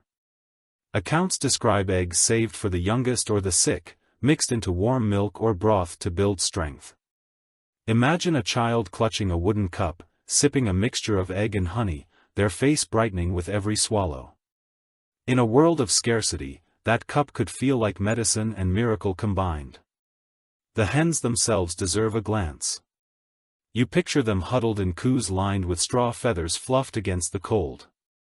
Grain scattered sparingly keeps them alive, but foxes prowl near the walls and the bird's survival is never certain. Every cluck, every egg laid carries a whisper of relief for the steward counting supplies. Another curious note, in some traditions eggs symbolized rebirth and resurrection long before Easter customs solidified. To crack one open in the dead of winter was to taste the promise of spring, a reminder that life persisted even when snow buried the fields. Superstition, faith and hunger blurred into one as people treated eggs with reverence beyond their size. You lift a spoonful of custard and taste it silky, warm, scented faintly with nutmeg. The sweetness coats your mouth, the richness lingers. It feels decadent, even slightly illicit. After so many bowls of cabbage and barley you understand why nobles guarded eggs so fiercely. They carried joy in fragile shells. But as the bowls are cleared you see how quickly the miracle fades. There are no baskets full of eggs to replace what was eaten tonight. Only a few remain guarded carefully in the steward's records. Their fate already decided. The lower tables return to bread and ale, their hands empty of yolks. The uncertainty continues among historians. Were eggs truly as scarce in all regions or did larger estates with better coos manage steadier supplies? Did nobles exaggerate their rarity to heighten the drama of their meals? These questions hover unresolved, like hens clucking faintly in the background of winter life. In the hall, the torches dim and the servants carry the custard bowls away. You lean back, the taste still fresh on your tongue. It is a fleeting luxury, yes, but one that lights the gloom for a few moments. You realize that in a castle where survival often meant chewing through salt and cabbage, a single egg could carry the weight of hope. The snow outside thickens, the night deepens, and you picture the hens settling into straw, their clucks soft, their eyes half closed. Somewhere in the dark, one might lay a new egg by morning, and in this world of scarcity, that small sound could mean the difference between despair and delight. The clucking of hens fades into the background, replaced now by a different sound, the distant bark of hounds and the hollow call of horns echoing from the frozen woods. In the dead of winter, when salted stores grow monotonous, the Lord's household looks outward for something fresher. Game hunting was not merely a pastime. It was a declaration of power, a reminder that the Lord commanded both land and life. A fact that survives clearly in medieval records is that winter hunts provided crucial bursts of fresh meat. Deer, wild boar and sometimes even bears filled the ladders. When the stores began to dwindle, hunting was restricted by law and privilege. Peasants caught poaching risked hanging or mutilation, but the Lord and his retinue could ride out at will, claiming the forests as their pantry. You picture the scene: snow crunches under hooves, hounds snarl and bay horns blare through the frosty air. The hunters, cloaked in fur, press into the woods with spears and bows. Breath clouds rise like smoke, mixing with the fog of the forest. The silence breaks with a shout as the hounds pick up the scent, and soon the chase thunders forward. For the Lord it is sport, spectacle and demonstration of authority. For everyone else in the castle it is food. A curious note surfaces from chronicles: sometimes animals were parked in enclosed hunting reserves, making hunts less wild chase and more staged performance. Deer herds were semi-managed, ensuring the Lord always had something to kill when guests visited. Imagine calling it hunting when the animals were practically waiting behind wooden fences. It was as much theater as sustenance. Yet historians still argue over how significant these hunts were to the castle's winter diet. Some claim they were occasional luxuries, adding glamour to feasts but not sustaining the household in the long term. Others insist that regular hunts, especially for deer and boar, contributed meaningful amounts of fresh meat through the coldest months. The truth is difficult to pin down, shaped by region, wealth and the Lord's appetite for both food and spectacle. Back in the kitchens the results arrive. A stag, massive and steaming in the frosty air, is hauled across the stones. Its hide glistens, its blood dark against the snow. Butchery begins quickly. Knives flashing, steam rising. The smell of iron fills the room stronger than anything. Salted cuts are sorted, hunches for roasting, organs for stews, scraps for pies. Nothing is wasted, because fresh meat in January is treasure. The great hall erupts that evening, when the venison arrives at the high table, roasted, basted with dripping, spiced with pepper if available. It is carved in front of the guests with ceremony. The meat is darker, richer, and far juicier than anything hauled from a barrel of brine. The Lord beams knife glinting as if to say, "Look, my lands still provide." Down the hall, servants and guards receive smaller portions, bone stews, perhaps a slice or two of venison pie flavored with whatever scraps remain. Still, even a taste of fresh game is a delight after months of salted pork. Children ignore bones, eagerly sucking marrow. Their fingers slick with grease. Dogs fight beneath the table for scraps, tails wagging furiously. One odd custom appears in some records: the head of a boar, roasted whole and decorated with herbs or even gilded, was presented at Christmas feasts. It wasn't just food, it was pageantry, a symbol of ferocity, conquered and wealth displayed. You imagine the stunned faces of guests as servants carry in a boar's head crowned with rosemary tusks, polished, an apple stuffed in its mouth. Half horror, half wonder. All designed to remind everyone of the Lord's dominance. The hunt also carried risks. A boar could gore a man easily, a deer could trample hunters, and icy forests held dangers of their own. Injuries were common, sometimes fatal. The glamour of roasted venison hid the fact that each cut of meat might have cost blood on the snow. In that sense, hunting was more than sport. It was risk turned into feast, danger swallowed into strength. Scholars remain divided about whether these hunts truly alleviated hunger or simply heightened spectacle. Was the venison stew at the servants' end of the hall enough to stretch the larders, or was it a one-night feast, quickly forgotten when bread and cabbage returned? The debate lingers like smoke from the hearth, unresolved but evocative. You lean over your trencher and take a bite of roasted venison. It's tender compared to salted beef, the juices soaking into bread, the flavor, wild and earthy. It tastes of pine and frost of the forest itself. Carried into the hall, the warmth spreads quickly, a reminder of what food can be when not bent beneath preservation. The mood in the hall swells. Ale and wine flow more freely, laughter bursts louder and songs rise. For a night, the castle forgets scarcity. Fresh game is not only nourishment but morale, a reminder that life can still surprise with abundance. As the plates, empty bones are thrown to the dogs, platters scraped clean, servants carry trays of leftovers to the kitchens, where scraps will become tomorrow's pottage. Nothing is wasted, because tomorrow the feast fades back into routine and salted barrels again define survival. You glance at the fire, see sparks leap and realize the symbolism. The hunt is the Lord's declaration that the wilderness still bends to his will, that the forest can be turned into meat even in January. But beneath the pageantry lies a simpler truth. Without that fresh venison, hunger nor sharper, monotony thickens and hope grows thinner. The horns outside fall silent, the hounds curl by the kitchen, fire bellies full. Snow still buries the world, but tonight the castle tastes the forest's gift, fresh meat. Risk and reward alike has carried everyone one step closer to spring. The memory of the hunt still lingers in the hall, the scent of roasted venison, the echo of horns fading into the woods. But not every household could depend solely on deer and boar to keep bellies full. You glance again toward the kitchens where cages and coos reveal another strategy of survival. Here the animals are smaller, tamer and far more reliable than any stag in the forest, rabbits, pigeons and even the occasional swan. Household records make one thing: certain managed game was a cornerstone of castle diets, especially during the bleakest winter weeks.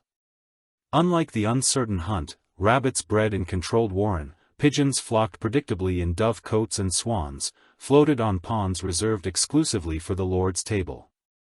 These creatures provided fresh meat when barrels of salted beef felt endless and wild hunts proved too dangerous in snow and ice.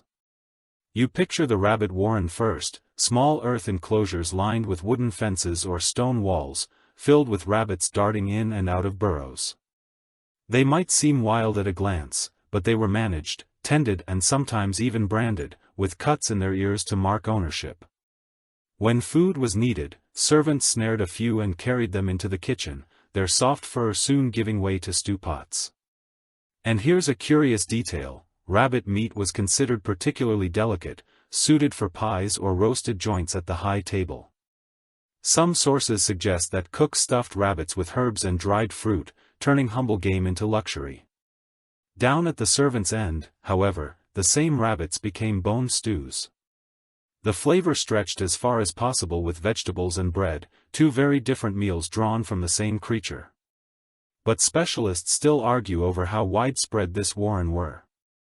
Were they common in all castles or limited to the richest estates, with space and labor to manage them? Some archaeologists point to remains of elaborate warren structures, while others note their absence in many regions. The picture is patchy, leaving us to imagine rabbits hopping in some courtyards while absent in others. Pigeons, too, provided steady sustenance. Dovecots' tower-like structures filled with hundreds of nesting niches stood as symbols of privilege. Only lords had the right to keep flocks that large, and their presence was more than ornamental. Pigeon meat, though small, was tender and tasty, and pigeon dung was prized as fertilizer. You walk past the dove cote now and hear the flutter of wings, the low coupling of birds that know no winter scarcity. The kitchen receives pigeons daily, enough to prepare pies or stews for the high table. You imagine one of the famous medieval delicacies, a pigeon pie with a decorative crust, steam escaping through holes shaped like birds.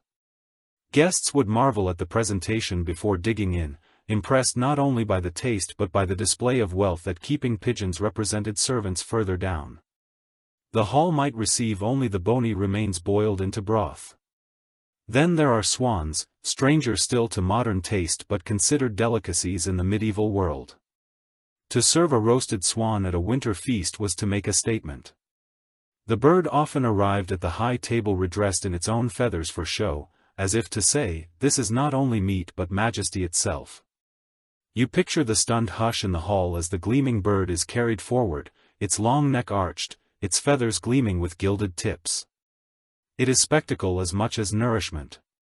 Yet questions remain. How often were swans actually eaten? Some argue they were largely ceremonial, trotted out for Christmas or weddings rather than daily fare. Others point to estate accounts that list swan keepers suggesting the birds were maintained regularly. The reality may have shifted from castle to castle, with some households seeing swan as rare pageantry and others as a recurring dish. Back in the kitchen, the smells of roasting rabbit, stewing pigeon and basting swan mingle strangely. The fat drips, the herbs crackle and the air thickens with scents far fresher than salted pork. Servants rush to prepare sauces, pepper vinegar or even almond milk mixtures to elevate the flavor further. The clatter of pans and the flutter of feathers remind you that meat doesn't always come from barrels or hunts. Sometimes it is cultivated right in the castle yard. You take a bite of rabbit pie, the crust flaky, the filling rich with meat, onions and perhaps a few dried currants. The flavor is delicate, lighter than venison, yet satisfying. Another spoonful of pigeon stew follows, stronger, gear but warming. At last, a morsel of swan, tougher than expected but flavored with spices that make it taste more exotic than its island. Each bite tells the same story, survival, but dressed differently depending on rank.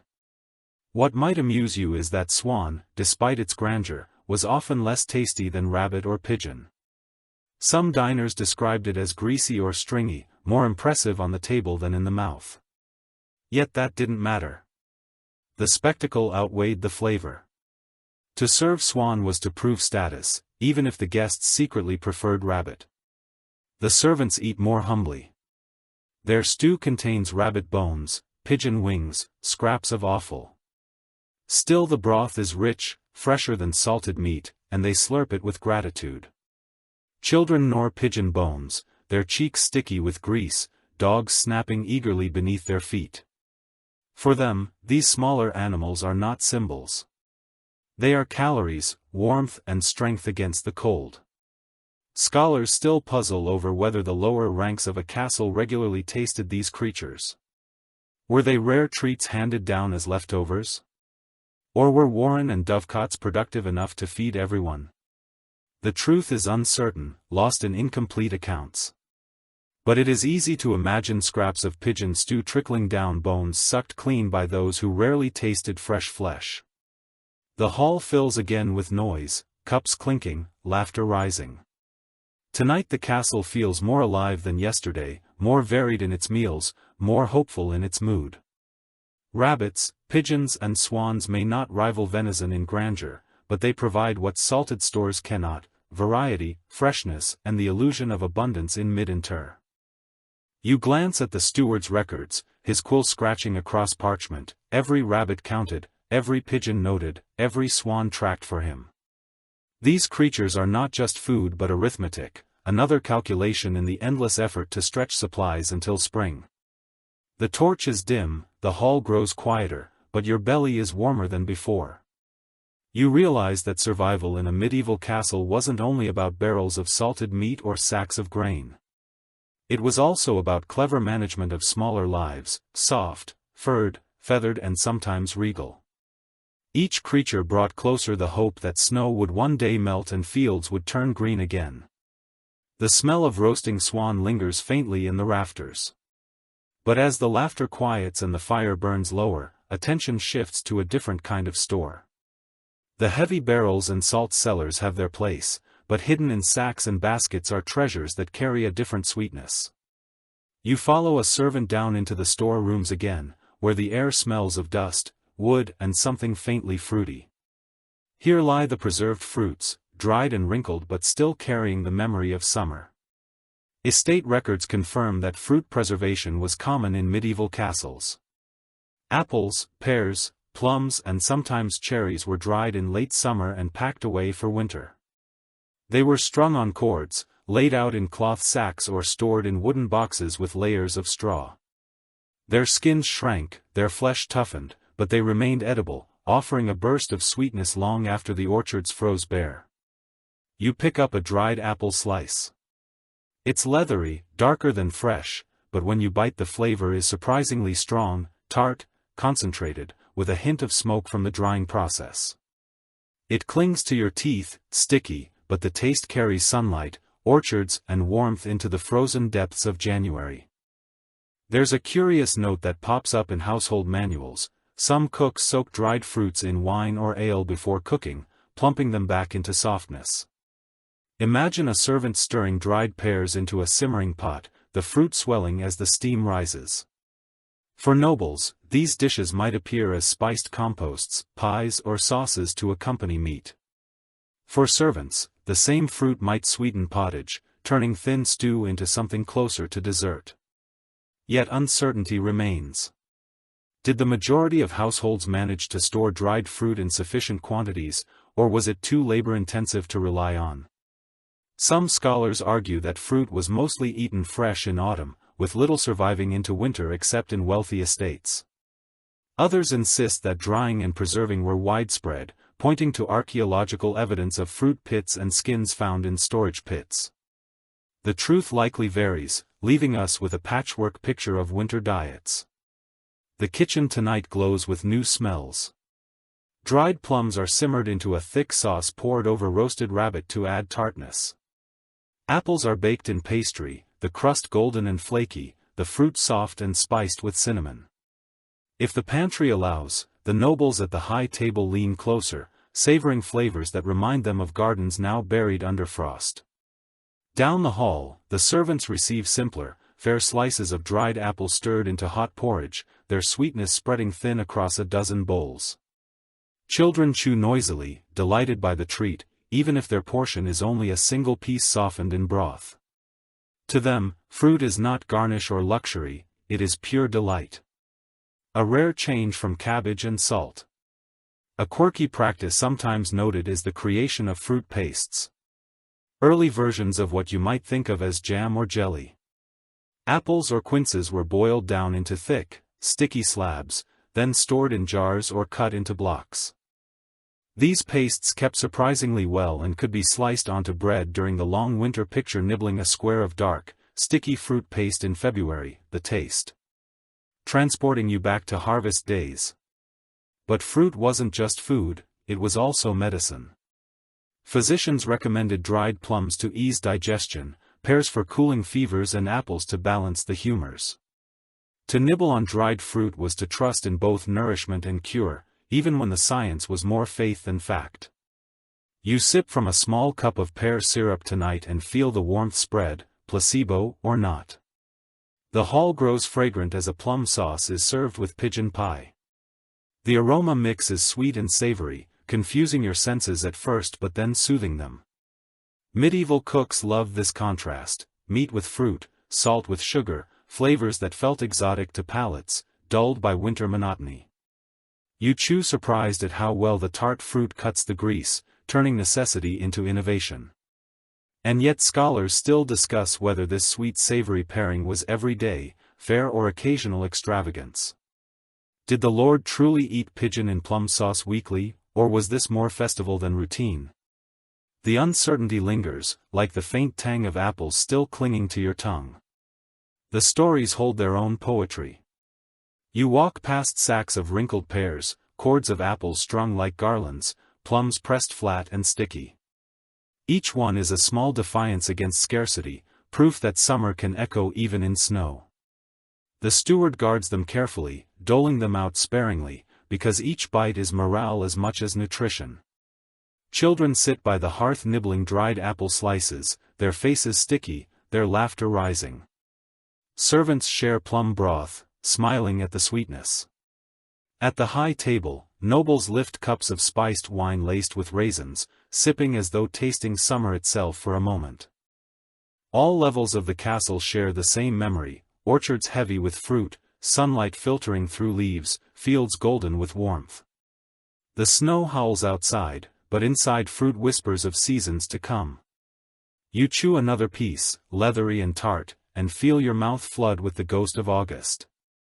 Survival isn't just about salt and bread. It's also about memory carried in every wrinkled slice. The taste of dried apples still lingers faintly, but soon the servants bring forward another kind of preserved treasure. This time there are no sweet aromas of orchards, no tart sauces bubbling in pans. Instead, the air fills with the nutty, earthy scent of cracked shells. Bowls of hazelnuts, walnuts, and sometimes chestnuts are set down along the long tables. The sound shifts in the hall too. Instead of knives scraping trenches, you hear the steady crack of shells against the edge of wooden bowls, followed by the crunch of teeth. Household accounts and archaeological finds both confirm that nuts were a reliable source of calories during winter. They stored easily in sacks or baskets, their hard shells protecting the kernels inside for months. Rich in fat and protein, they provided energy when vegetables were scarce and meat was rationed. Hazelnuts grew abundantly in Europe. Walnuts thrived where climates allowed, and chestnuts offered starch in regions where they flourished in castles. These humble foods were both snack and supplement, bridging gaps when larders ran thin. You reach into a bowl and pull out a walnut. The shell is rough, rigged like old stone, but when cracked open, the flesh inside gleams pale and oily. The flavor is rich, slightly bitter, but satisfying. After weeks of salted meat and cabbage, the taste feels surprisingly fresh, a small reminder of forests and autumn harvests. A curious practice is recorded in some kitchens. Nuts were not only eaten plain, but also ground into sauces. Almond milk, a common substitute for dairy during Lent or fast days, was made by pounding almonds into paste and mixing them with water. The liquid strained off was used to thicken soups or sweeten stews. Imagine a January meal where your pottage, instead of tasting of salt and roots, is enriched with a creamy almond-based luxury hiding inside a nut. Yet there is debate among scholars about how widely nuts were used across social classes. Were almonds imported from warmer regions available only to nobles, while peasants and servants made do with hazelnuts and walnuts? Or did trade networks make almonds surprisingly common in castle kitchens, even if only in small amounts? The evidence splits, leaving us to wonder whether the servant at the lower table ever tasted the almond broth that nobles considered ordinary. The hall tonight grows noisier as hands crack shells, nuts flying across tables, laughter rising at every failed attempt to split one cleanly. Children chase rolling hazelnuts on the floor, dogs snapping them up eagerly. For the poor, a handful of nuts could be dinner in itself, paired with bread or porridge. For the wealthy, nuts elevated dishes into something refined. Chestnuts in particular carried their own traditions. In some regions they were roasted on open fires, the shells popping. The smell sweet and smoky. You imagine servants gathering near the hearth passing around hot chestnuts, their hands warming against the shell. The taste is softer than other nuts, more starchy, almost like bread in miniature. A handful could quiet hunger as effectively as a bowl of pottage. What might surprise you is how often nuts appeared in desserts. Medieval cooks blended ground almonds with honey to make marzipan, a delicacy, molded into shapes of animals or castles, then gilded with gold leaf for feasts. Imagine biting into a sweet almond castle while sitting in a real one. The symbolism both playful and proud. Down below, servants might nibble plain hazelnuts, unaware of the artistry happening at the was. Nuts also served practical purposes beyond food. Walnut oil could be pressed for lamps, and nutshells were sometimes burned as kindling. Even the shells had value, recycled into fuel when firewood ran short. Nothing was wasted, because winter punished waste harshly. But here too lies uncertainty. Did nut make up a substantial part of winter calories, or were they more supplement than staple? Some researchers argue that nuts were plentiful enough to be common snacks, while others insist their role was minor, overshadowed by bread and pottage. The truth may rest in the middle. Not primary sustenance, but welcome variety. The kitchen tonight smells of almond paste. You watch a cook grind nuts with a mortar and pestle, his arms straining as the paste softens under pressure. The scent is creamy, faintly sweet, filling the air with something far richer than salted pork.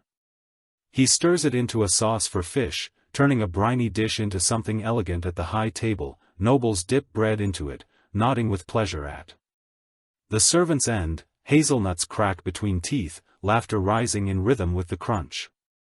You crack another walnut and chew slowly. The flavor is earthy, grounding, reminding you of forests outside the castle walls, silent now under snow, but still alive in memory. Each bite is more than sustenance. It is connection to land, harvest, and continuity. Nuts endure when other foods vanish, their shells, tiny fortresses against hunger. The snow howls outside rattling shutters, but inside the hall the crack of shells and the crunch of teeth echoes like music. From noble almond sauces to servants, handfuls of hazelnuts the castle chews together, briefly united by the taste of forest harvests. As you finish your handful you realize something simple yet profound. Bread might fill the stomach, salted meat might preserve life, but nuts bring resilience. In their small, unassuming shells they hold both calories and comfort, quietly carrying the castle one step closer to spring.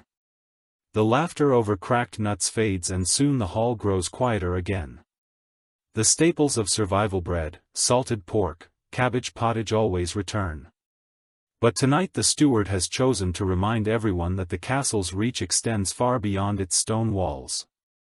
A pair of servants stagger in with crates each stamped with foreign markings, the wood bound tight with iron nails. When the lids are pried open, a burst of scent fills the air. Sweet, sharp and unmistakably imported luxuries have arrived. The historical record leaves little doubt.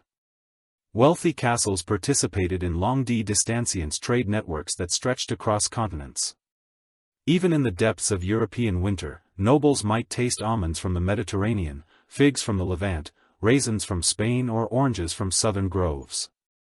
To display such goods was to display wealth, connections and sophistication.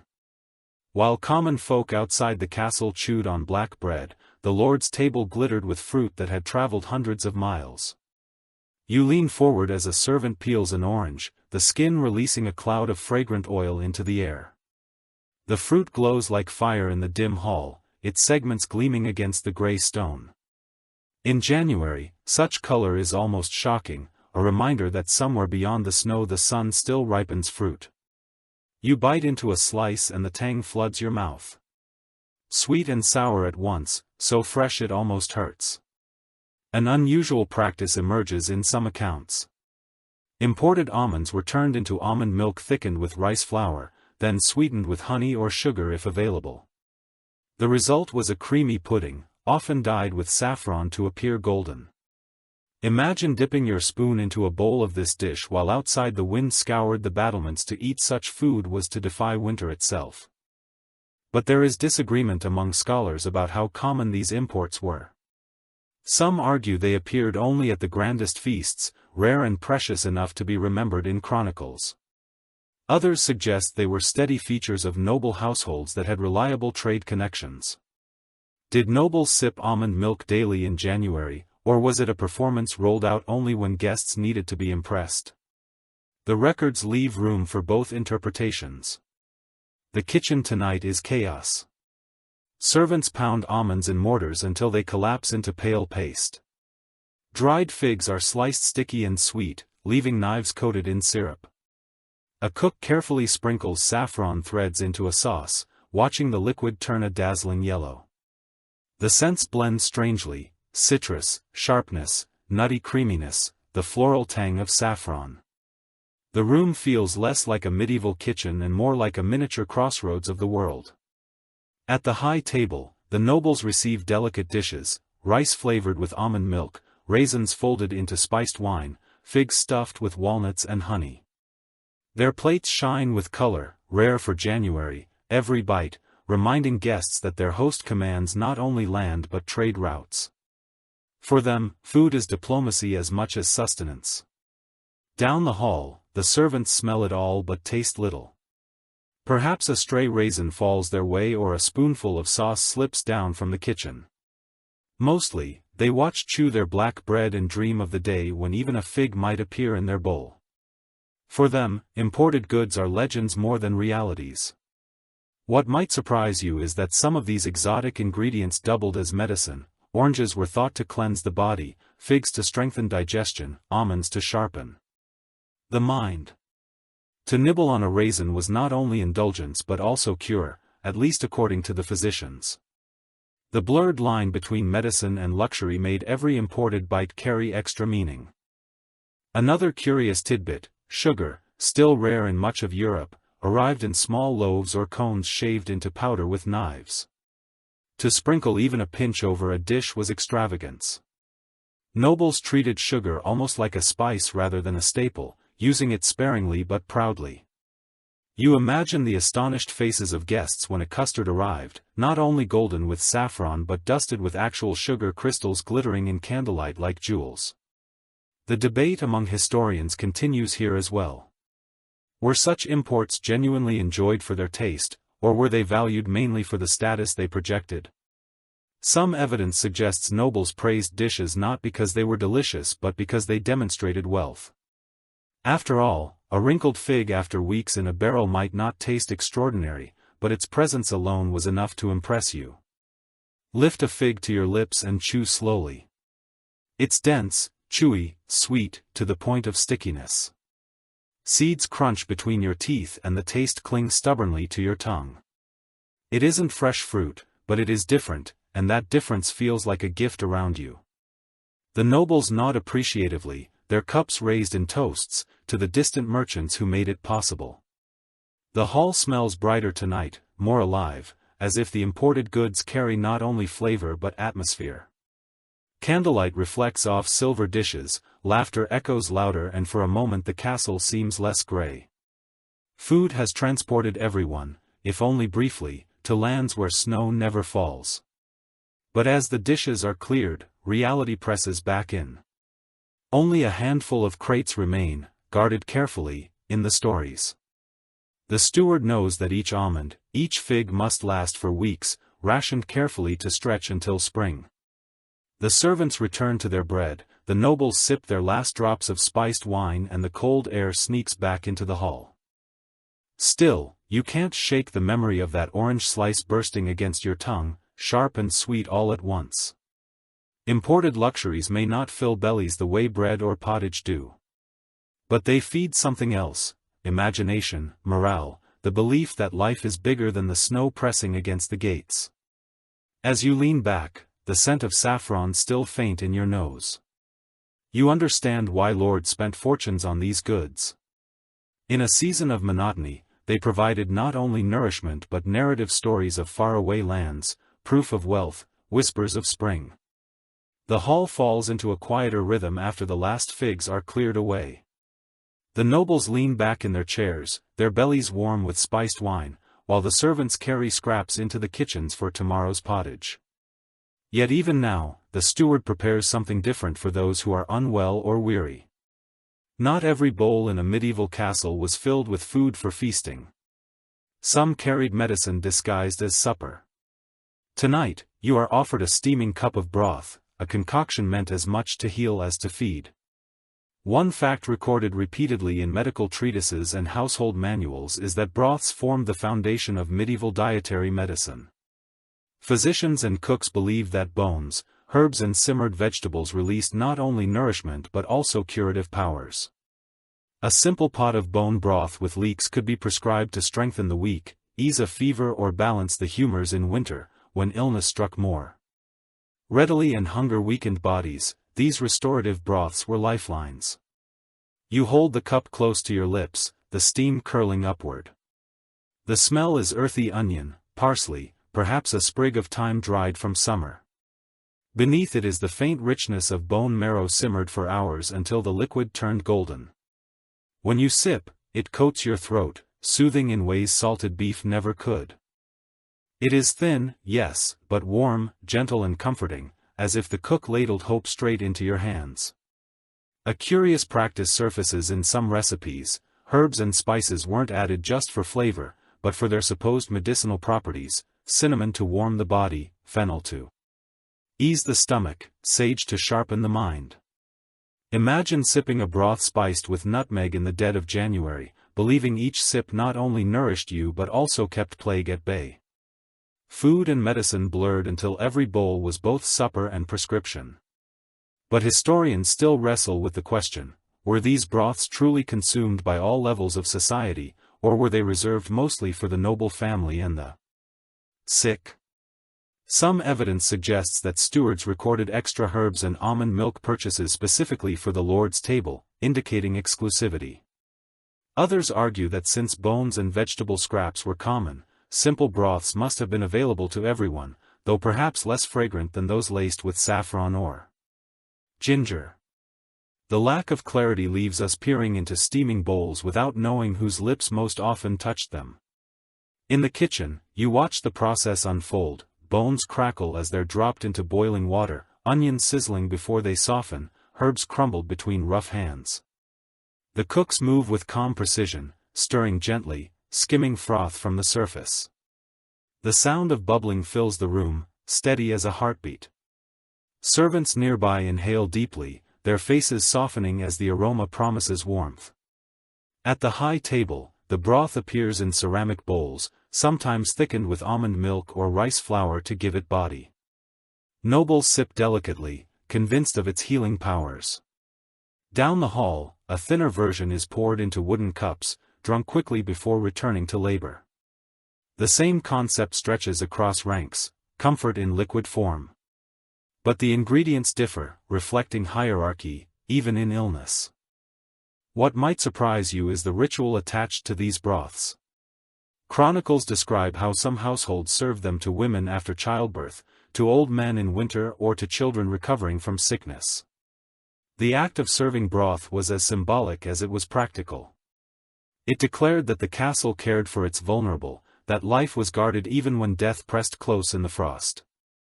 Another odd note: some prescriptions recommended broth made from unlikely ingredients: pigeon hearts, swan fat, or even powdered pearls dissolved in hot liquid. For the wealthiest. Did these work? Likely not, but they reinforced the belief that healing could be swallowed, that the right mixture of food and faith could restore strength.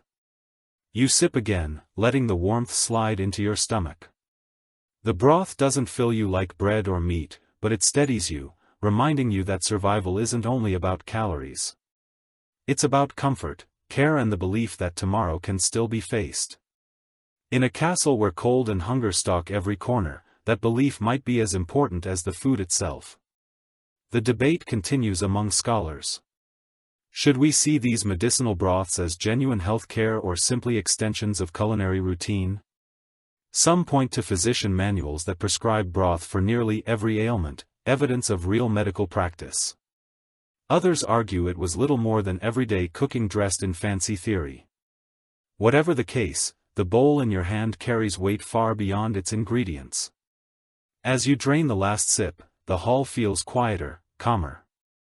Children are already asleep by the hearth. Servants clear the last trenches and the nobles murmur in low voices. Outside, snow still presses against the gates, but inside the steam of broth rises like a quiet promise. You set down the cup and understand something essential. Not every meal in a medieval castle was about spectacle or survival. Some were about care, the small acts of kindness hidden in bowls of broth. In those bowls, people found more than food. They found reassurance that winter would not break them completely. The hall grows restless as the days crawl deeper into winter. By now most meals are predictable: salted pork, cabbage, pottage, ale. Yet the calendar itself interrupts the monotony, and tonight that interruption comes with ceremony, music, and candlelight. Christmas approaches, and even in the sternest season the castle transforms itself into a place of celebration. Feasting for one night overwhelms scarcity. It is firmly established in chronicles and estate accounts that Christmas was one of the great feasts of the year. Even when larders were stretched thin, nobles poured resources into a banquet that declared not only piety but also prosperity. If the castle could host a lavish feast in December, then it projected strength, stability and divine favor, even if everyone knew hunger would return by February. You watch as the great hall is dressed for the occasion. Fresh greenery is hung along the walls, ivy and holly brought in from the frozen forest to soften the stone. Candles are set in clusters, their light bouncing against shields and banners. The air smells not only of smoke and meat but of spices, the unmistakable promise that tonight's food will be different. The centerpiece arrives first, a boar's head, roasted whole, garnished with rosemary and bay, an apple between its tusks. It is carried to the discs with ceremony, the servants singing verses as they march.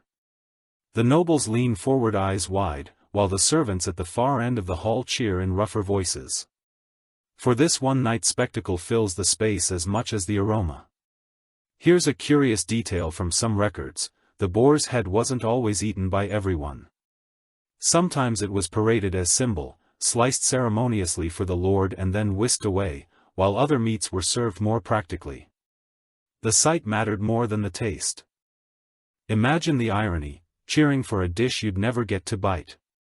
Debate still lingers among historians about the true scale of Christmas feasts in castles. Were they as extravagant as the chroniclers describe, with dozens of courses and exotic dishes, or were those accounts exaggerated to flatter lords and impress rivals?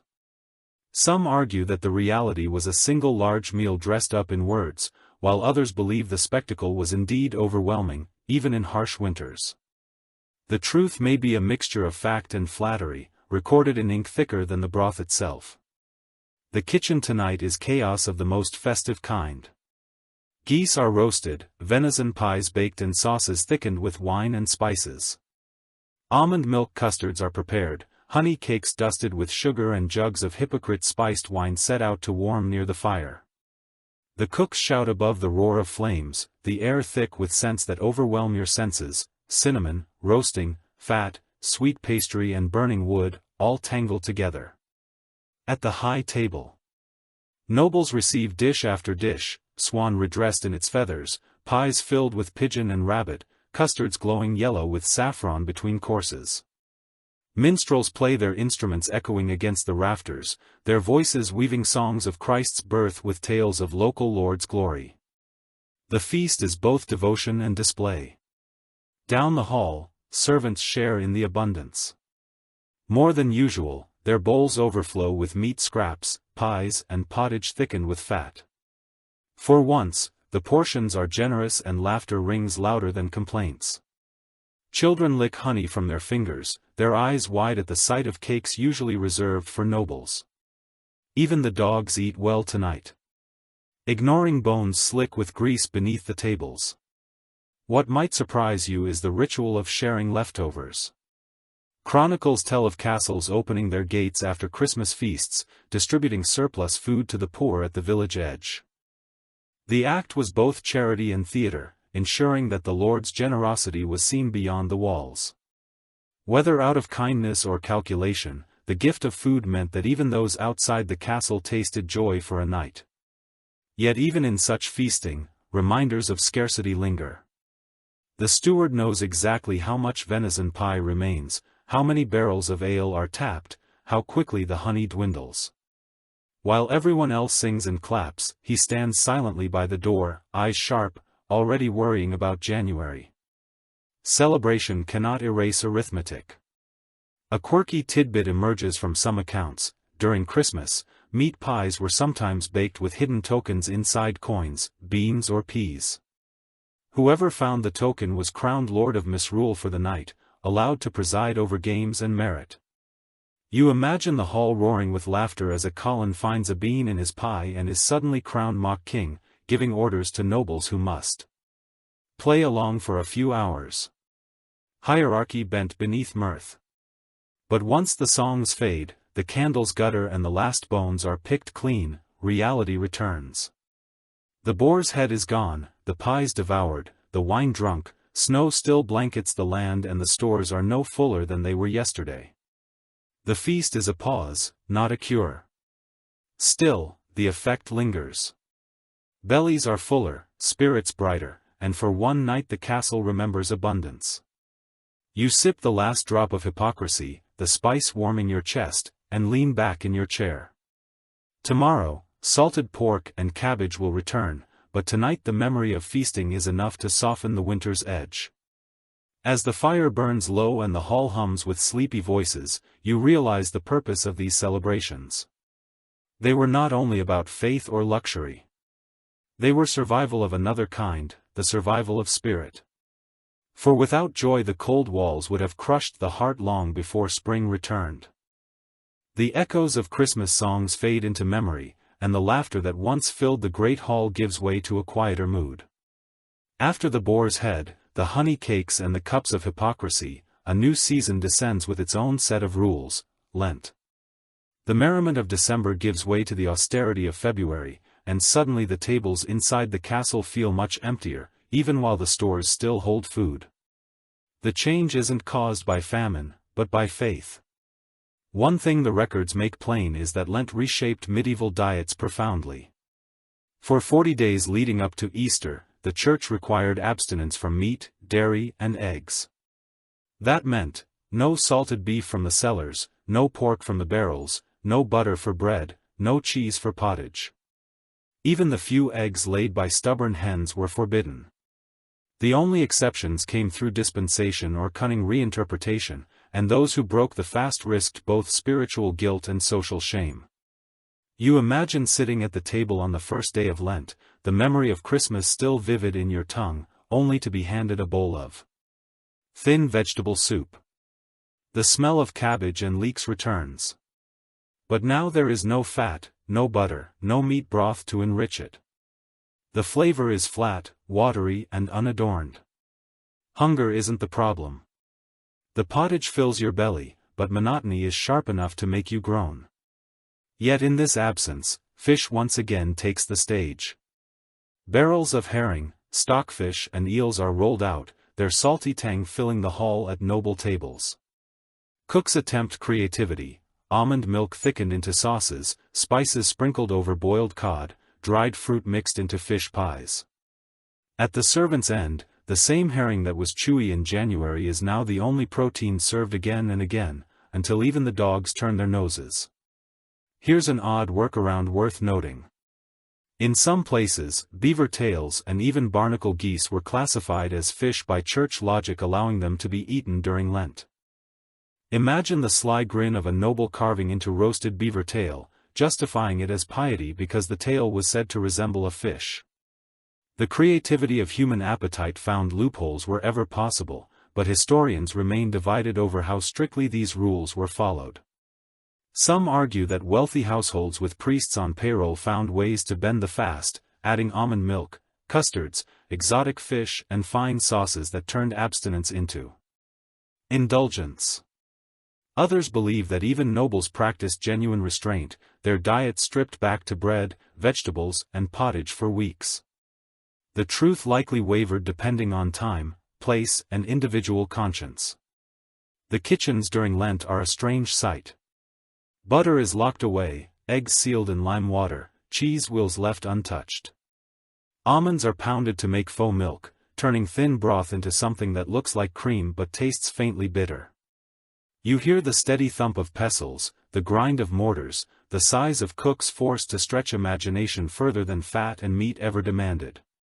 At the high table, nobles are served dishes that disguise deprivation, fish pies baked with spices, rice pudding sweetened with honey, sauces dyed golden with saffron.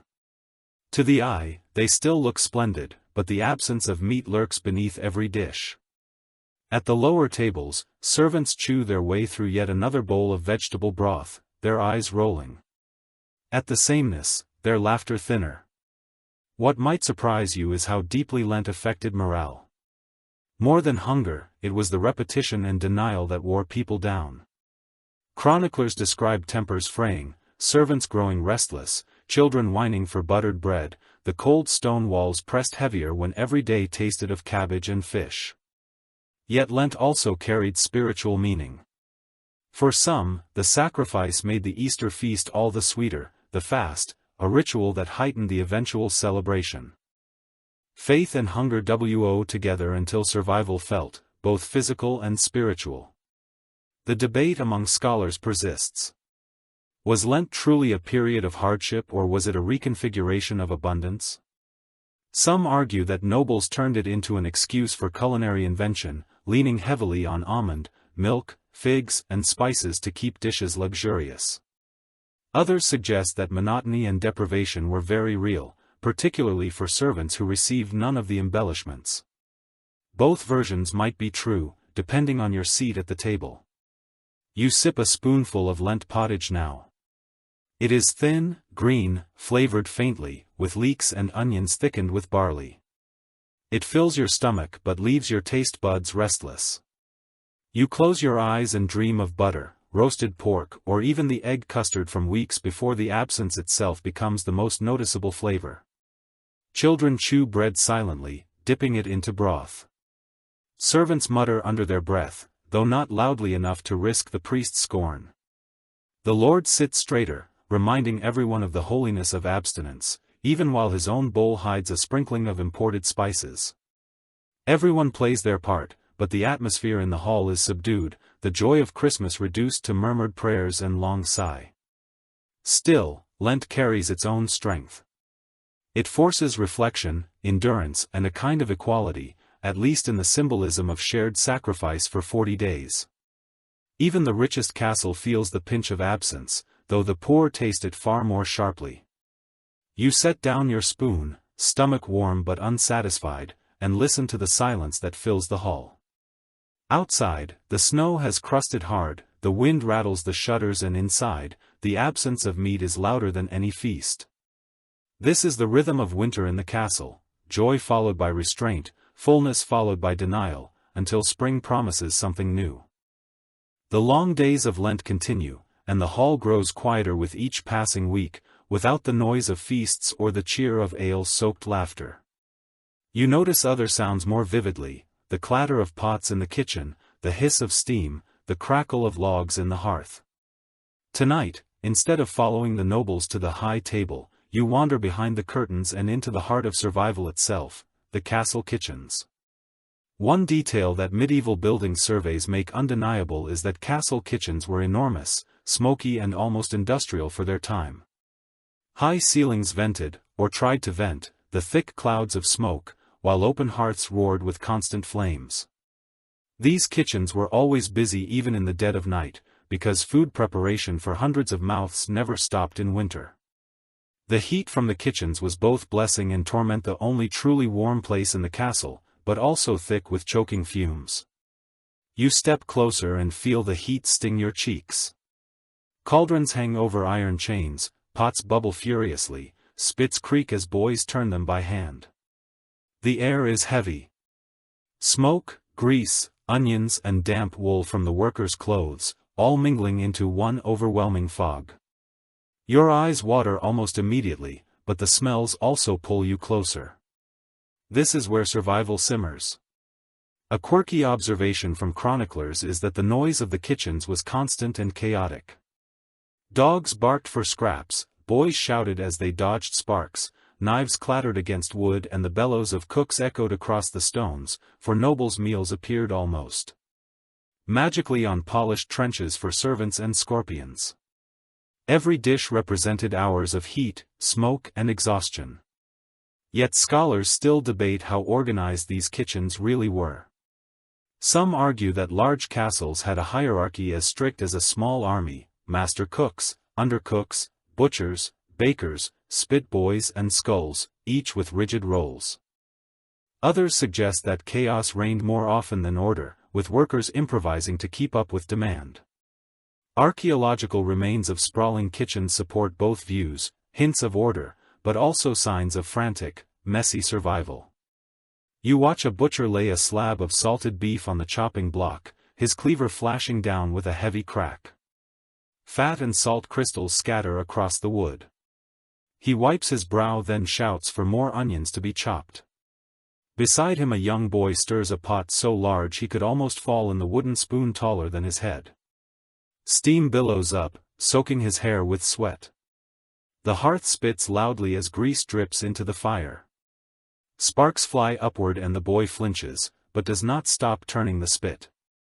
He hums to himself, perhaps to drown out the roar of the flames. The smell of roasting meat is intoxicating, so rich and strong that even servants turning away from hunger lick their lips.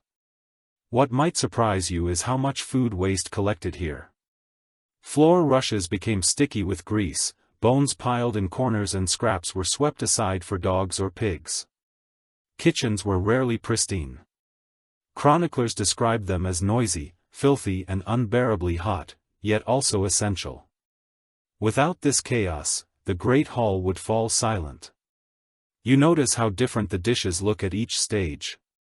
One cauldron holds thin pottage destined for servants, filled mostly with roots and barley.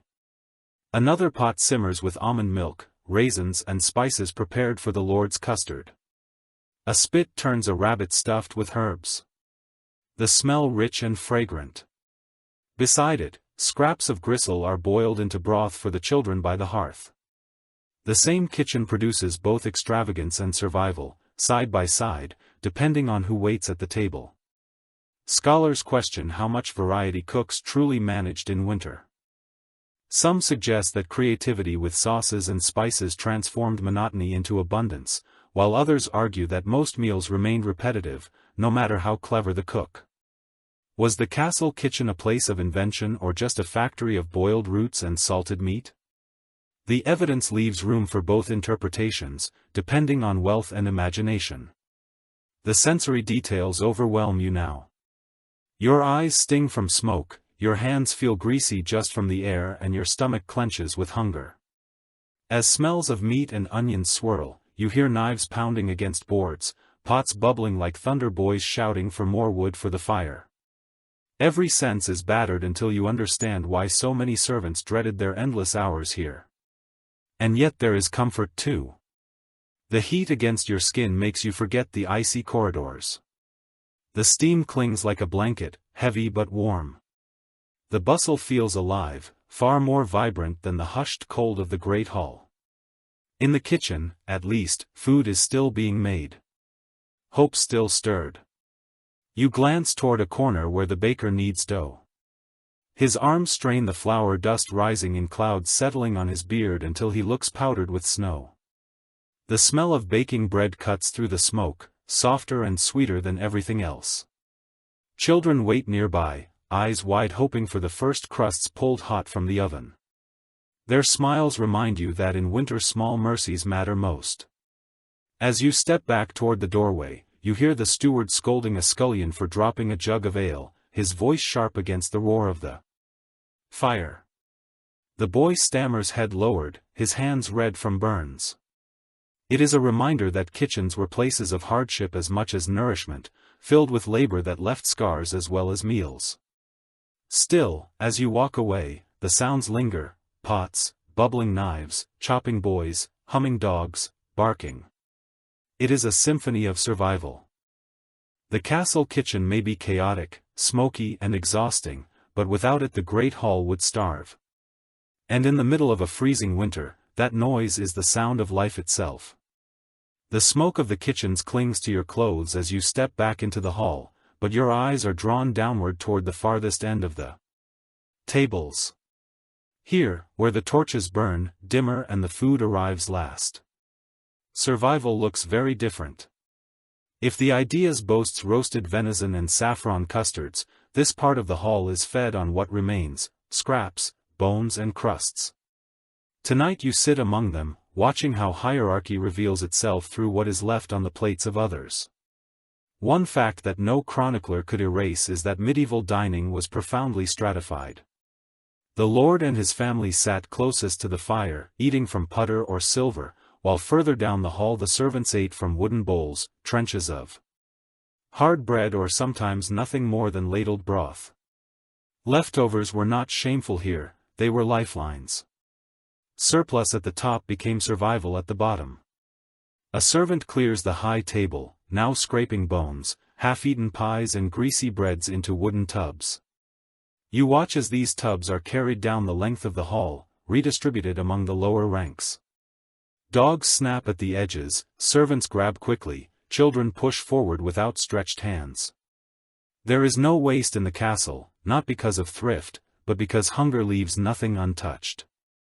A curious detail recorded in some household ordinances is that these leftovers even had a name, relishes or arms.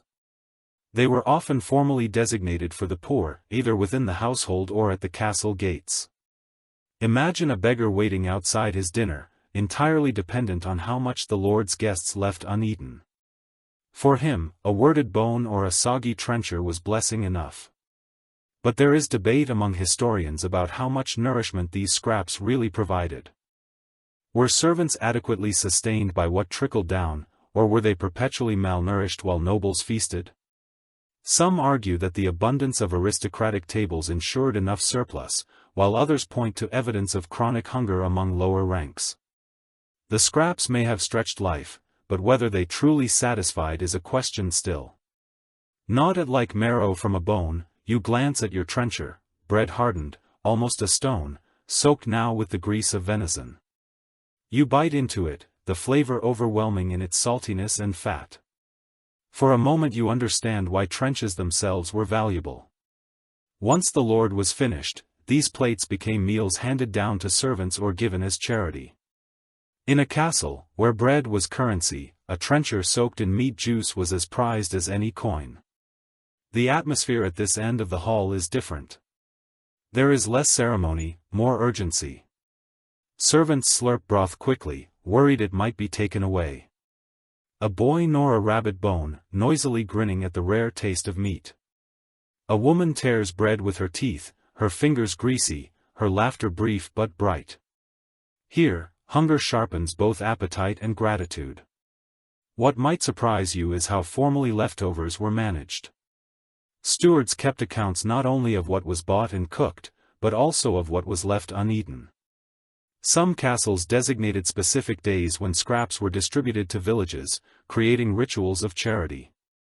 Others sold the surplus back into markets, ensuring no crumb was wasted. Food, even half-chewed food, had value in the kitchens. You see the other side of this system. Bones are boiled again for broth, fat scraped and saved for cooking, crusts dried into crumbs for thickening stews. Nothing disappears. Everything cycles downward, from lord to servant, to beggar to dog. The hierarchy of food mirrors the hierarchy of people, each level dependent on what trickled from above, a quirky tidbit. Dogs, too, had their place in this food chain. Chronicles mention that noble hounds often ate better than some of the lowest servants, noting whole bones or scraps of roast. To sit at the far end of the hall and watch a dog crunch meat you would never taste was to understand your place in the castle more vividly than any speech. Yet scholars continue to argue whether this system bred resentment or acceptance. Did servants grow bitter staring at the gilded pies carried past them? Or did they take pride in being part of a grand household where even scraps were richer than a peasant's meal? Outside the walls, the surviving voices are too few to know for certain. What we do see is that the structure endured for centuries, suggesting that hunger and hierarchy were woven tightly together. You finish your trencher licking grease from your fingers and glance again toward the high table. Silver platters gleam, goblets flash in the candlelight. Nobles laugh over sweetened custards. Down here the light is dim, the bowls wooden and the laughter quieter. Yet the warmth of the broth fills your stomach, and for tonight that is enough. The hall smells faintly of vinegar and grease, now mixed with the sourness of spilled ale. The rushes on the floor are sticky dogs nosing through them for scraps. A servant wipes his mouth with his sleeve, another dozes against the wall. The feast at the top has ended, survival at the bottom continues.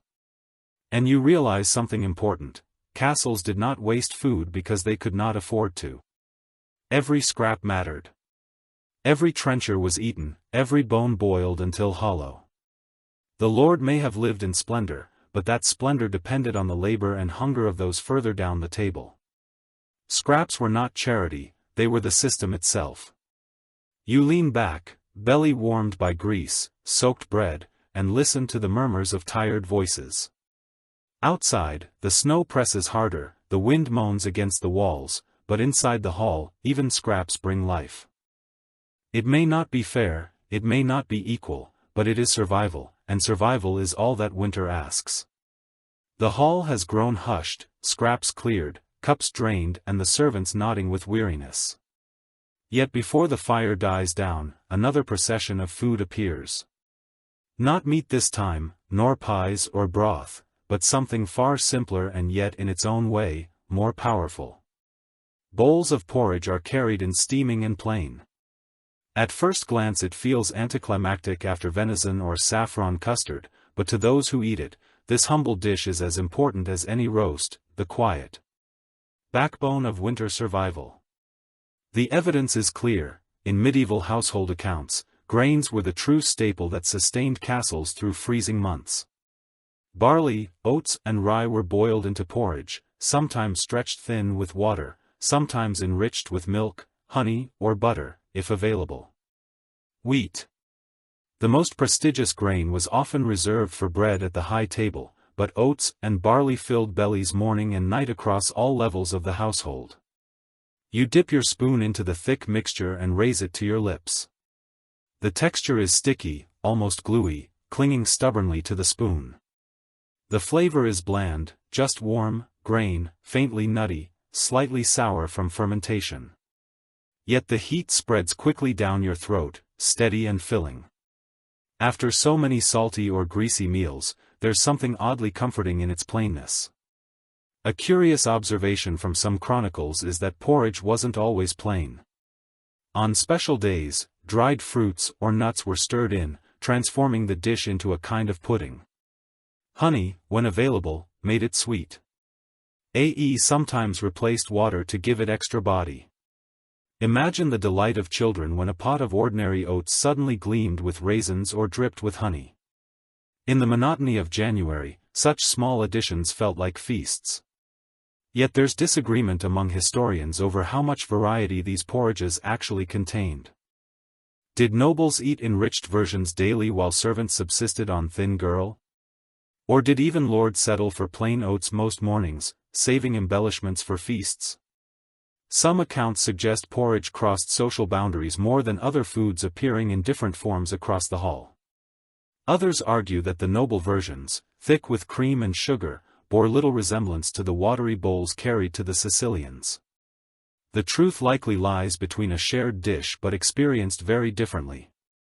The kitchen, still hot from the day's labor, bubbles with pots of porridge. Now, one cauldron is thick, enriched with almond, milk and honey, destined for the high table. Another is thin, more water than grain ladled into wooden bowls for the servants. The cooks stir constantly, wooden paddles, scraping the bottoms to prevent scorching. The air smells faintly sweet, faintly sour, a background hum of sustenance rather than spectacle. The servants eat quickly, grateful for the warmth. Their bowls are emptied in minutes. Hands cupping the wood for extra heat, steam softening their weary faces. Children giggle as porridge sticks to their chins, smearing across their cheeks. For them, it is comfort, less exciting than pies, but steadier than scraps. At the high table, nobles spoon their portions slowly. Their porridge is topped with butter, flavored with cinnamon, dotted with raisins. To them, it is custard-like, almost dessert. The contrast is sharp, the same base dish transformed by what is added. In this sense, porridge mirrors the castle itself. One foundation, many experiences. An unusual practice sometimes noted in records, is the fermentation of porridge into a kind of sour mash, eaten cold when fuel was scarce. It wasn't glamorous, but it saved firewood and stretched supplies.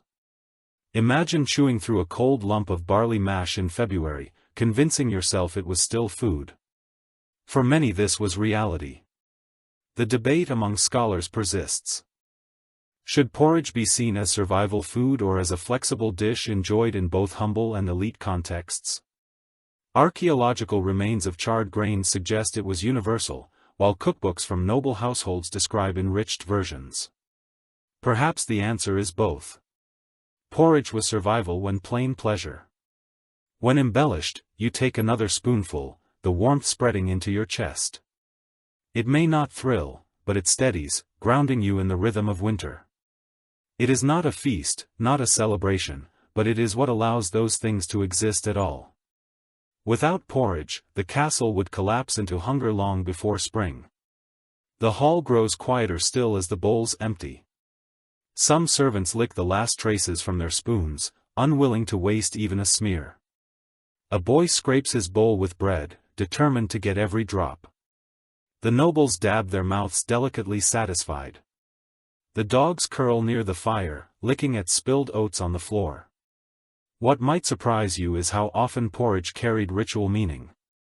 In some regions, special grain dishes marked holidays or agricultural cycles, connecting the act of eating to the hope of future harvests.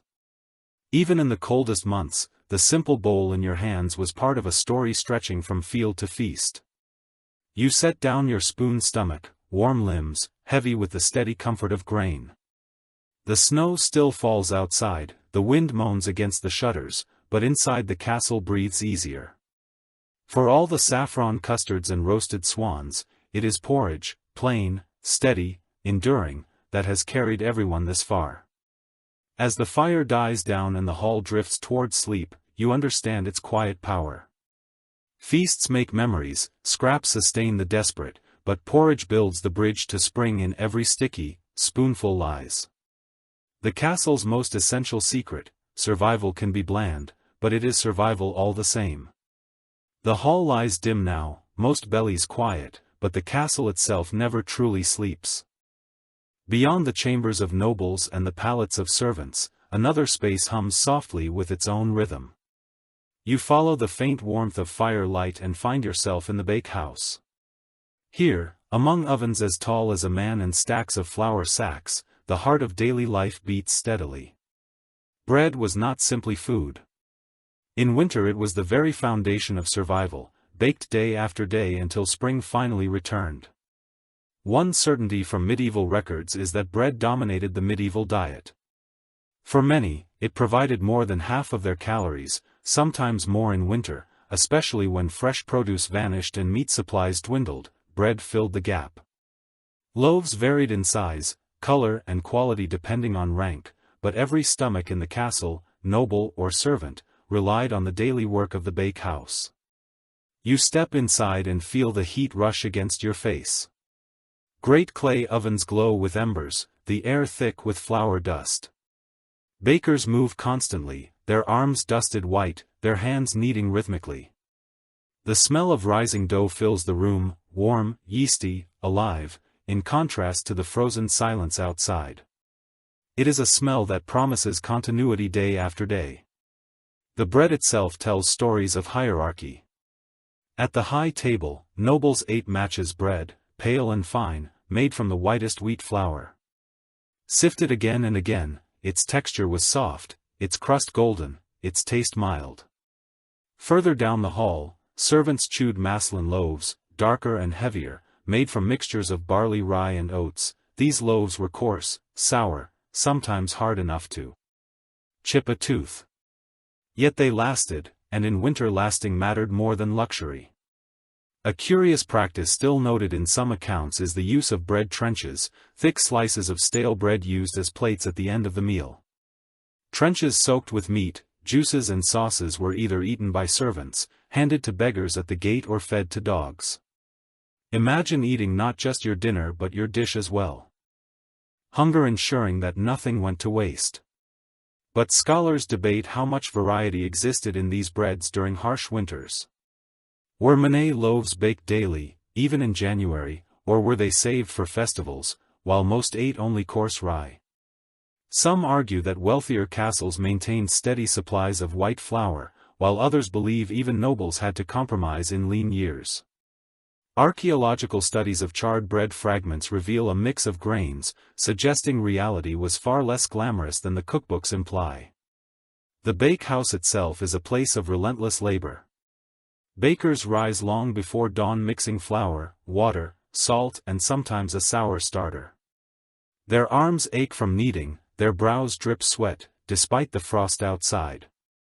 They shovel loaves into ovens with long wooden paddles, listening for the hiss as dough meets hot stone. The rhythm is repetitive but vital.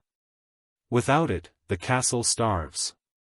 You bite into a piece of maslin bread, the crust tough, the inside dense and slightly sour. It fills your mouth, forcing you to chew slowly. It is not indulgent, but it is steady. You wash it down with ale, the combination forming the backbone of your meal. For a servant, this might be breakfast, lunch and supper all at once.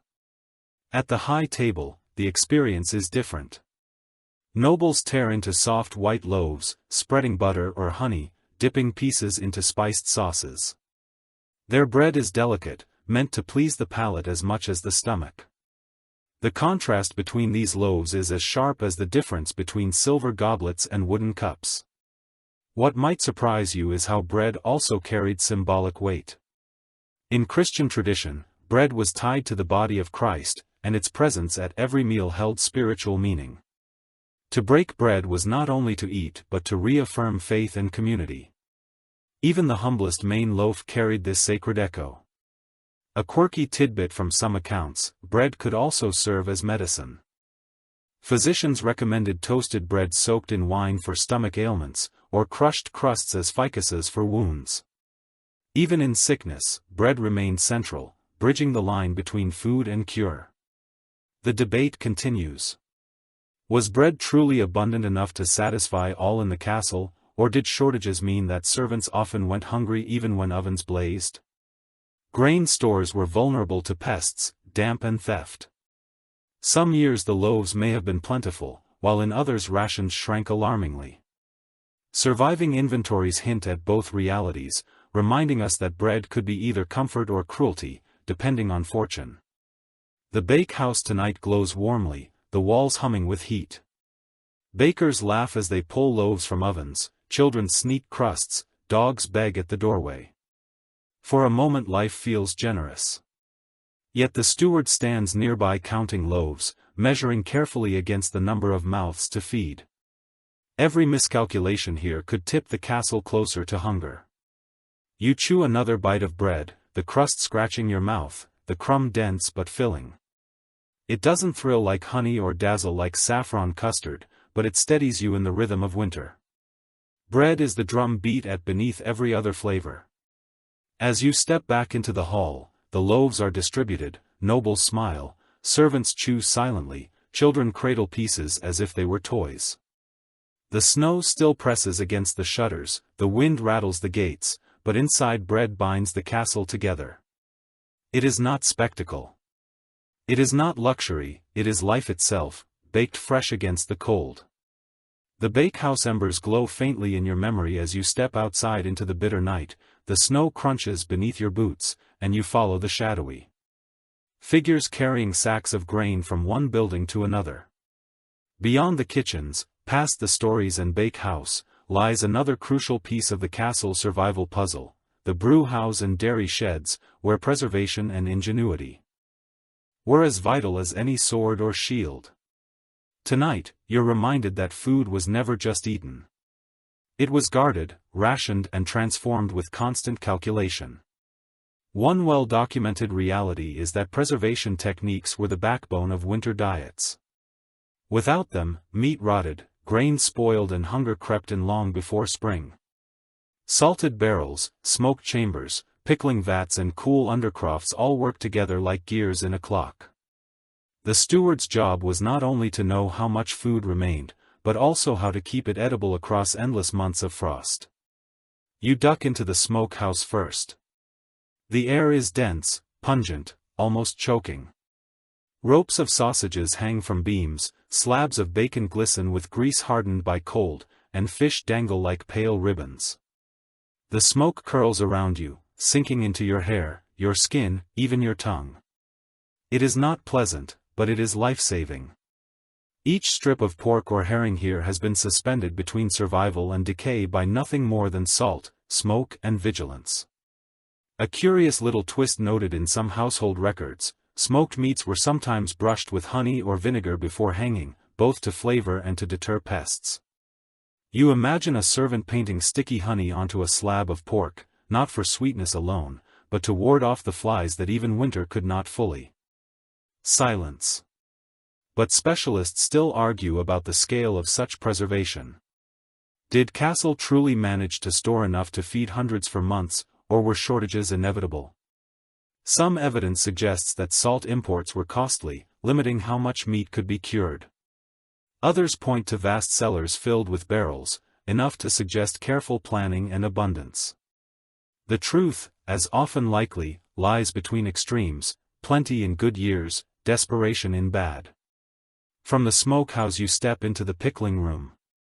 Barrels here are filled with vegetables submerged in brine, cabbage, turnips, even beets. The air smells sharply sour, the tang of vinegar stinging your nose. You lift a lid and see pale vegetables bobbing in cloudy liquid. Soft but still edible pickling stretched roots through February, ensuring that even when fresh cabbages shriveled, something greenish could still be spooned onto trenches. What might surprise you is how common pickled fish was. Not only herring, but eels, carp and even pike could be stored this way. Their flesh softened by vinegar, their flavor sharp enough to wake a weary palate served with bread. They gave the illusion of variety, even when every meal felt the same. The dairy sheds tell another story. Wheels of cheese sit stacked like bricks, some hard enough to last a year. Butter, when salted heavily, survives in urn jars buried in cool earth. Cream is long gone. Eggs sealed in lime-water jars. But cheese remains stubborn and sharp. You touch one wheel. It's lined hard, it smells pungent. It is less food than fortress. A block of milk transformed into stone against hunger, a quirky practice, surfaces here too. Some estates even froze meat in ponds or snow banks, using winter's own cold as storage. Chronicles describe carcasses packed in ice pulled out weeks later still edible. Imagine trudging out into the frozen moat to chip a deer horn from its icy tomb. Primitive refrigeration, as ingenious as it was desperate, and yet debates continue about whether such methods were practical across all castles. Was ice storage a common solution or an occasional experiment recorded because of its novelty?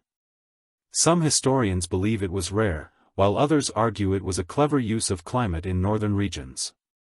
The silence of most sauces keeps us guessing.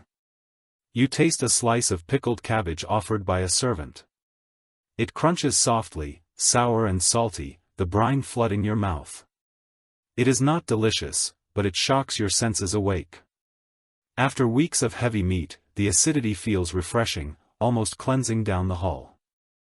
Nobles too might have eaten pickled vegetables, though theirs would be dressed with herbs or saffron.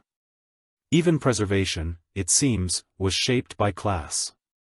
The kitchens tonight mix these stores into endless permutations: salted beef stewed with dried onions, pickled cabbage stirred into pottage cheese grated over porridge for the high table.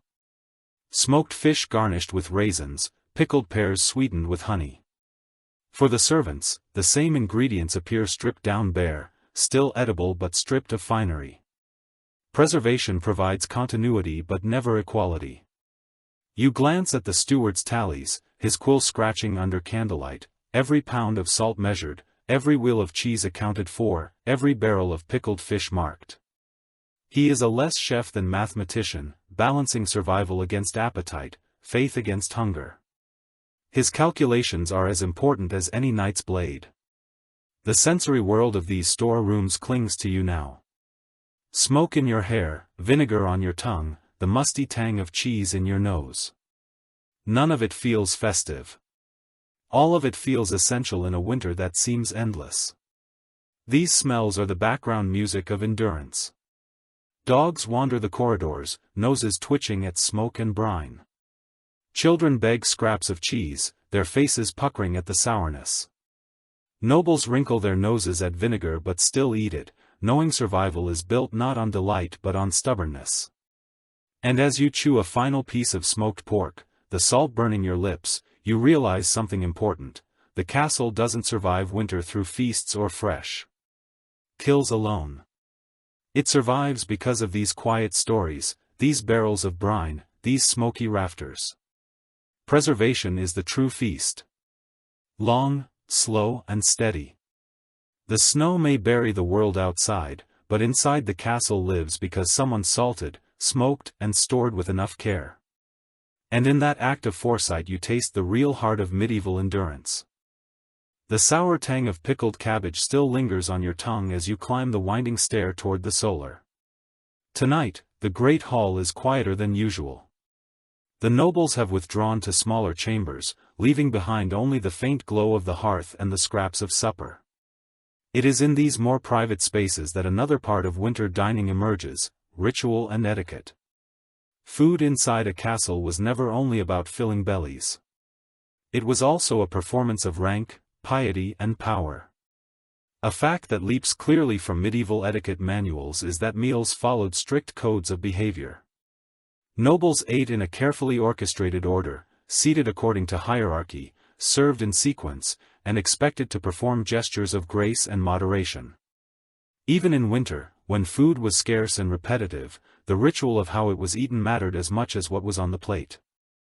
You settle into a wooden chair near the solar table and watch as servants bring in trenchers of bread, knives polished until they gleam and basins of water for washing hands. Nobles dip their fingers delicately, drying them on linen cloths. At the far end of the chamber, musicians pluck strings softly. The food itself may be the same salted beef or barley bread that servants eat below, but here presentation transforms it into an emblem of control. One quirky custom noted in several accounts: carving was often a specialized role performed with elegance, like a kind of choreography. To carve a joint of meat or portion a pie before the Lord required training in graceful movements, almost like a dance. Imagine a young squire slicing venison with theatrical sweeps, his knife glinting in firelight. As much performance as practicality. But scholars still debate how rigidly these rules were followed in daily winter meals. Did nobles truly observe elaborate courtesies even on bleak January evenings, or were such rituals reserved for high feast days? Some argue that formality always persisted, while others suggest fatigue and scarcity softened the rules in private. The uncertainty leaves us with two possible pictures: stiff ceremony by firelight or relaxed meals where nobles chewed as plainly as their servants. The air tonight is quieter, more perfumed with incense than smoke. Bowls of pottage are still served, but here they are, seasoned with saffron, garnished with almonds and ladled into ceramic rather than wood. Wine is poured into goblets, not mugs. Its color, glowing, deep red. The very vessels declare hierarchy. To drink from silver rather than clay is as meaningful as the drink itself. You take a spoonful, noticing how etiquette shapes the pace of eating. Nobles pause between bites, dab their lips with cloth, converse in measured tones. To gorge too quickly would signal greed, unbecoming of rank. Even in hunger, restraint was demanded as proof of civility. Downstairs, servants slurp and gnaw noisily their survival, judged not by grace but by speed. Another odd practice: salt itself was placed ceremonially on the high table. In many households, the salt cellar, often an ornate vessel, was positioned before the Lord, and one seat above or below the salt determined rank. Picture the symbolism: to be close to salt. The preservative of life was to be close to power itself. Debate continues among historians about how universally these symbols mattered. Was the salt cellar a consistent marker of status across Europe, or was it a peculiarity of certain courts? Some evidence suggests its importance was exaggerated in later accounts, while other records affirm its central role. Like much of medieval ritual, clarity slips between description and reality. You glance around the chamber now. A lady lifts a morsel of cheese delicately, her fingers never touching the trencher directly. A knight bows his head before sipping his wine. Conversation drifts toward matters of politics, alliances and scripture. The food itself almost secondary. Meals in this space are less about flavor and more about message. That order persists, that hierarchy holds, that even in hunger, control is never lost. At the lower end of the hall, things look very different. Servants huddle around a shared pot, spoons clashing, elbows jostling. There is no washing of hands, no careful carving. Crusts are torn with teeth, broth slurped noisily, laughter aloud. If etiquette defines the noble's table, camaraderie defines the servants'. Both are forms of survival, one of dignity, the other of warmth. A curious tidbit, manuals of etiquette sometimes advised nobles not only how to eat but also how to spit. Spitting into a shared bowl was frowned upon. Spitting discreetly onto the rushes at your feet was considered acceptable. Imagine the paradox, strict rules for grace and posture, yet an expectation that spittle would join the straw beneath your boots. The debate among scholars persists. Should we view these rituals as evidence of refinement or as empty theater masking inequality? Some see them as genuine attempts at civility, shaping the foundations of later polite society. Others see them as tools of control, ensuring that, even at the dinner table, power was visible and unchallenged. Perhaps both a true ritual, as both beauty and barrier. You sip from a goblet, the wine faintly spiced, and feel the warmth spread. The fire light flickers across polished dishes, shadows dancing on the walls. For a moment you understand how ritual itself created a sense of stability. Even when supplies ran low, even when hunger guard. The act of eating with grace convinced everyone that order still reigned. Yet as you set the goblet down, you hear the faint echoes from below, laughter, clattering spoons, dogs barking. Two worlds coexist under the same roof, divided not by stone walls but by the etiquette wrapped around each meal. As the nobles wipe their hands and servants clear the trenches, you realize that winter survival in a castle was not only physical but social. Bread and broth kept bodies alive, but ritual kept hierarchies intact. Without both, the cold might have fractured not just stomachs but the very structure of power. The fire in the solar dims and the nobles retire to their chambers, but your feet carry you elsewhere, down the drafty passageways, past the stories and kitchens. Into a smaller space where voices murmur in hushed tones. Here the chaplain oversees a modest meal, one that is as much ritual as nourishment. In medieval castles, food was never only physical. It was also bound tightly to faith. Even in the bleakest winters, what you ate, when you ate and how you blessed it carried spiritual weight. One undeniable truth from medieval records is that meal times often began and ended with prayer. Before lifting a spoon, nobles and servants alike were expected to bow their heads, murmuring gratitude to God for sustenance.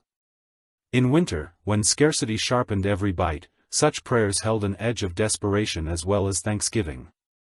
"Give us this day, our daily bread" was no empty phrase. It was the literal plea of households staring into dwindling stores.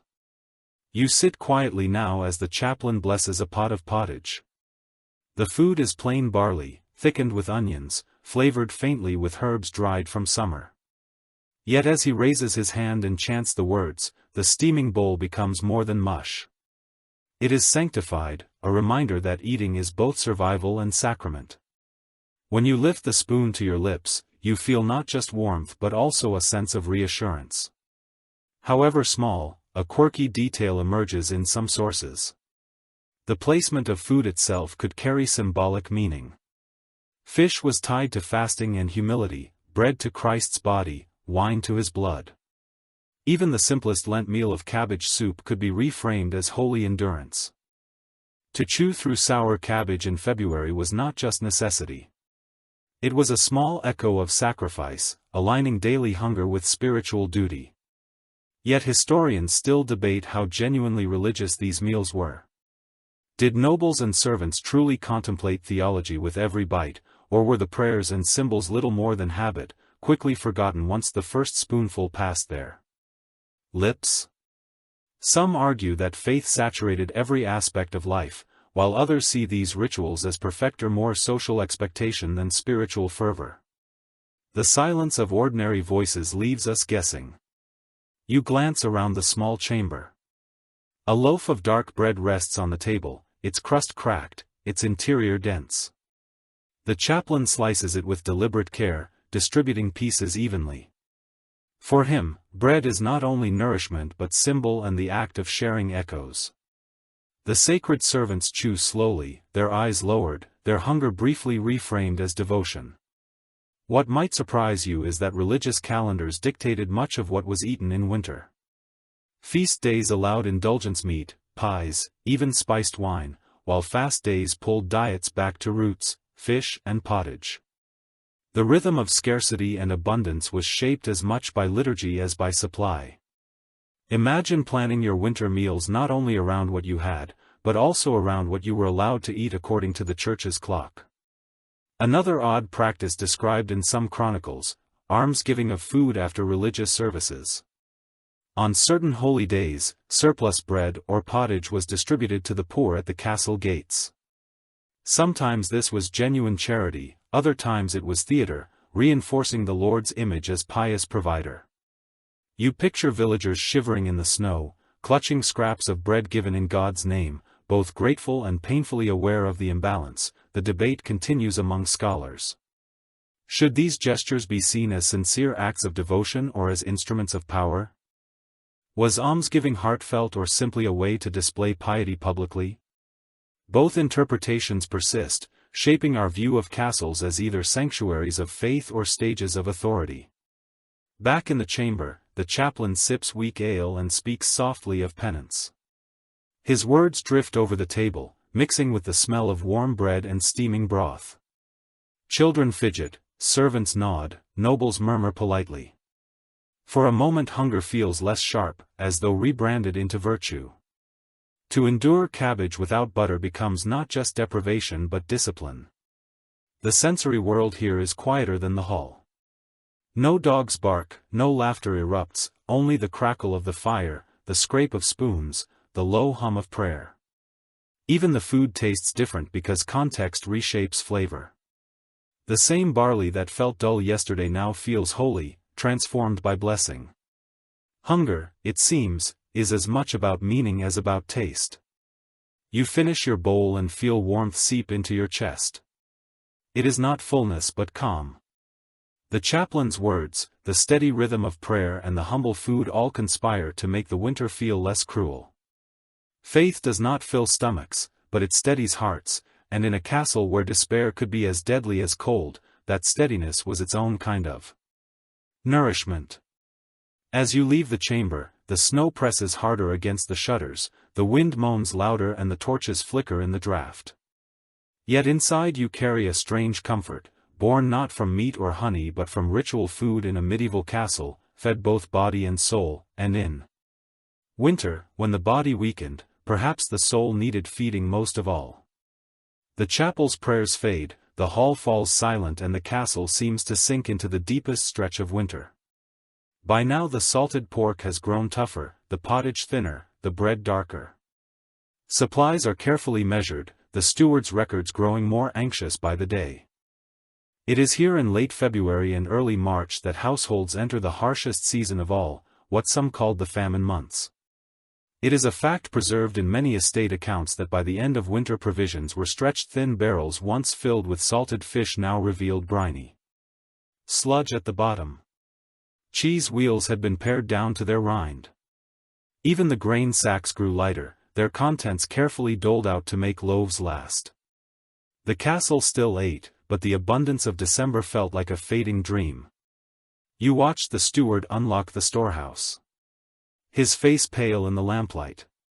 He lifts the lids of barrels, prods the contents with a stick size. Every handful of grain is weighed, every wheel of cheese tapped for hollowness, every salted horn counted again. His job is arithmetic in flesh and salt. How to stretch what remains until the thaw of spring. A curious, almost grim practice surfaces here. Some castles resorted to bulking pottage with sawdust, like bran or ground peas when grain ran low. The mixture filled the stomach but often caused discomfort. Imagine lifting a spoonful of porridge that tastes faintly of bitterness and grit, swallowing it anyway because there is no alternative. Yet historians still argue about the scale of late winter scarcity. Some estates may have managed stores so well that hunger was kept at bay, while others struggled chronically, their people thin and sick by March. Archaeological evidence of malnutrition suggests that shortages were very real, but whether every castle experienced them equally remains uncertain. The debate lingers like the taste of weak broth, never quite resolved. The kitchens in these months are subdued. Gone are the bustling scenes of pies and roasts. Instead, one cauldron of pottage bubbles quietly thinner each week, flavored mostly with onions and leeks pulled from dwindling stores. Bread loaves shrink, their flour stretched with rye or oats. Servants work silently, their chatter dulled by weariness. The air smells not of feasting but of quiet endurance. At the high table, nobles still receive better fare though, even their meals grow simpler. Spices appear less often, imported fruits vanish and sources thin.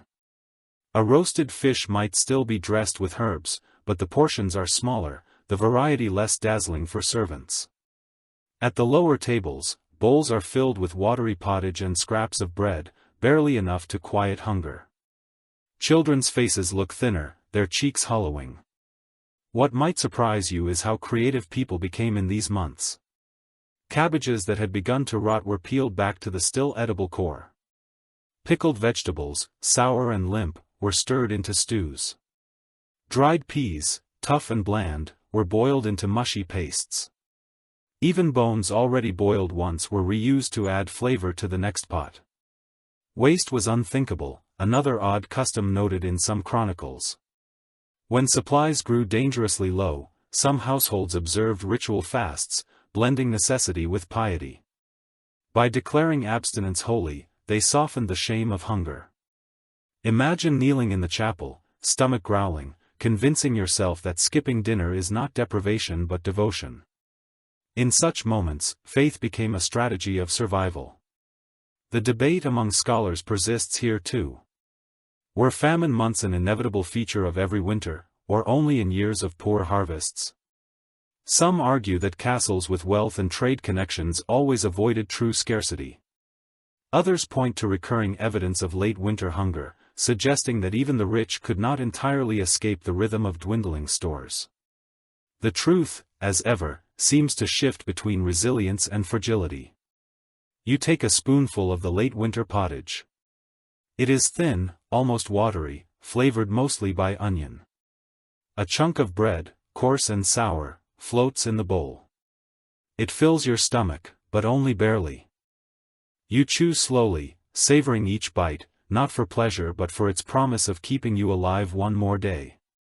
Around you, servants do the same, their spoons scraping bowls until not a trace remains. The hall is quieter than ever now. Gone is the roar of feasts, the laughter of Christmas, the spectacle of swans and saffron. Instead, silence hangs heavy, broken only by the clatter of spoons and the sighs of weary bodies. The dogs lie, still too tired even to beg. Hunger has stripped away noise as much as it has stripped away luxury. And yet there is endurance, even in scarcity. The castle continues. Fires burn, bread bakes, pottage bubbles. Prayers are said. Each day. Survived is a victory, however small. The memory of honey, venison, or spiced wine lingers, a reminder that winter has not always been so bleak and will not always be so bleak again. As you lean back from your empty bowl, the snow rattles harder at the shutters, but somewhere beyond the frozen moat, buds are waiting to break, fields waiting to thaw. Hunger is sharpest now, but the turning of seasons is inevitable. Spring will come, and with it fresh greens, new lambs and relief. For now, survival is measured in bowls of watery stew and crusts of bread. But survival itself is enough. You close your eyes, stomach faintly aching and feel the weight of winter pressing down. Yet you also feel the flicker of hope that has carried the castle this far. Food has been salt, smoke, cabbage, porridge and scraps, but it has also been ritual celebration and endurance.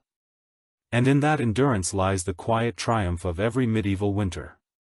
Now, as the torches gutter and the last embers fade, let yourself drift. You've walked the cold corridors, tasted the salted pork, smelled the cabbage stews, heard the laughter at feasts and the silence of famine. You've seen nobles sip saffron wine, servants gnaw trenches, children giggle over honeyed porridge through every meal. Winter pressed at the walls. Yet the castle endured. Close your eyes and picture the hall. Stone walls thick with frost rushes on the floor, a single fire fighting against the draft. The tables stretch, long bowls, steaming spoons, clattering dogs, padding beneath benches. At the far end, the lord raises his goblet. At the other, a child chews bread quietly. The smell of smoke and salt fills the air. Sharp and heavy, yet there is comfort in its familiarity. Let your breath slow as you imagine the kitchens, the hiss of cauldrons, the crack of knives, the thump of dough kneaded by tired hands smell, the bread baking, the nuts cracking, the faint sourness of vinegar in the stores. Every sound softens, every image grows hazy until only the warmth remains. And remember, winter always felt endless, but it never truly was.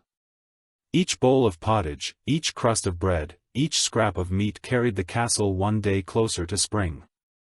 Survival was not glamorous, not easy, not always fair, but it was steady, patient, enduring, just like the rhythm of your breath, now slow, quiet, unbroken. So rest here in the great hall of stone and fire, where the cold presses outside but cannot touch you. Let the heaviness of full bellies, the calm of prayers and the promise of spring wrap around you like a blanket.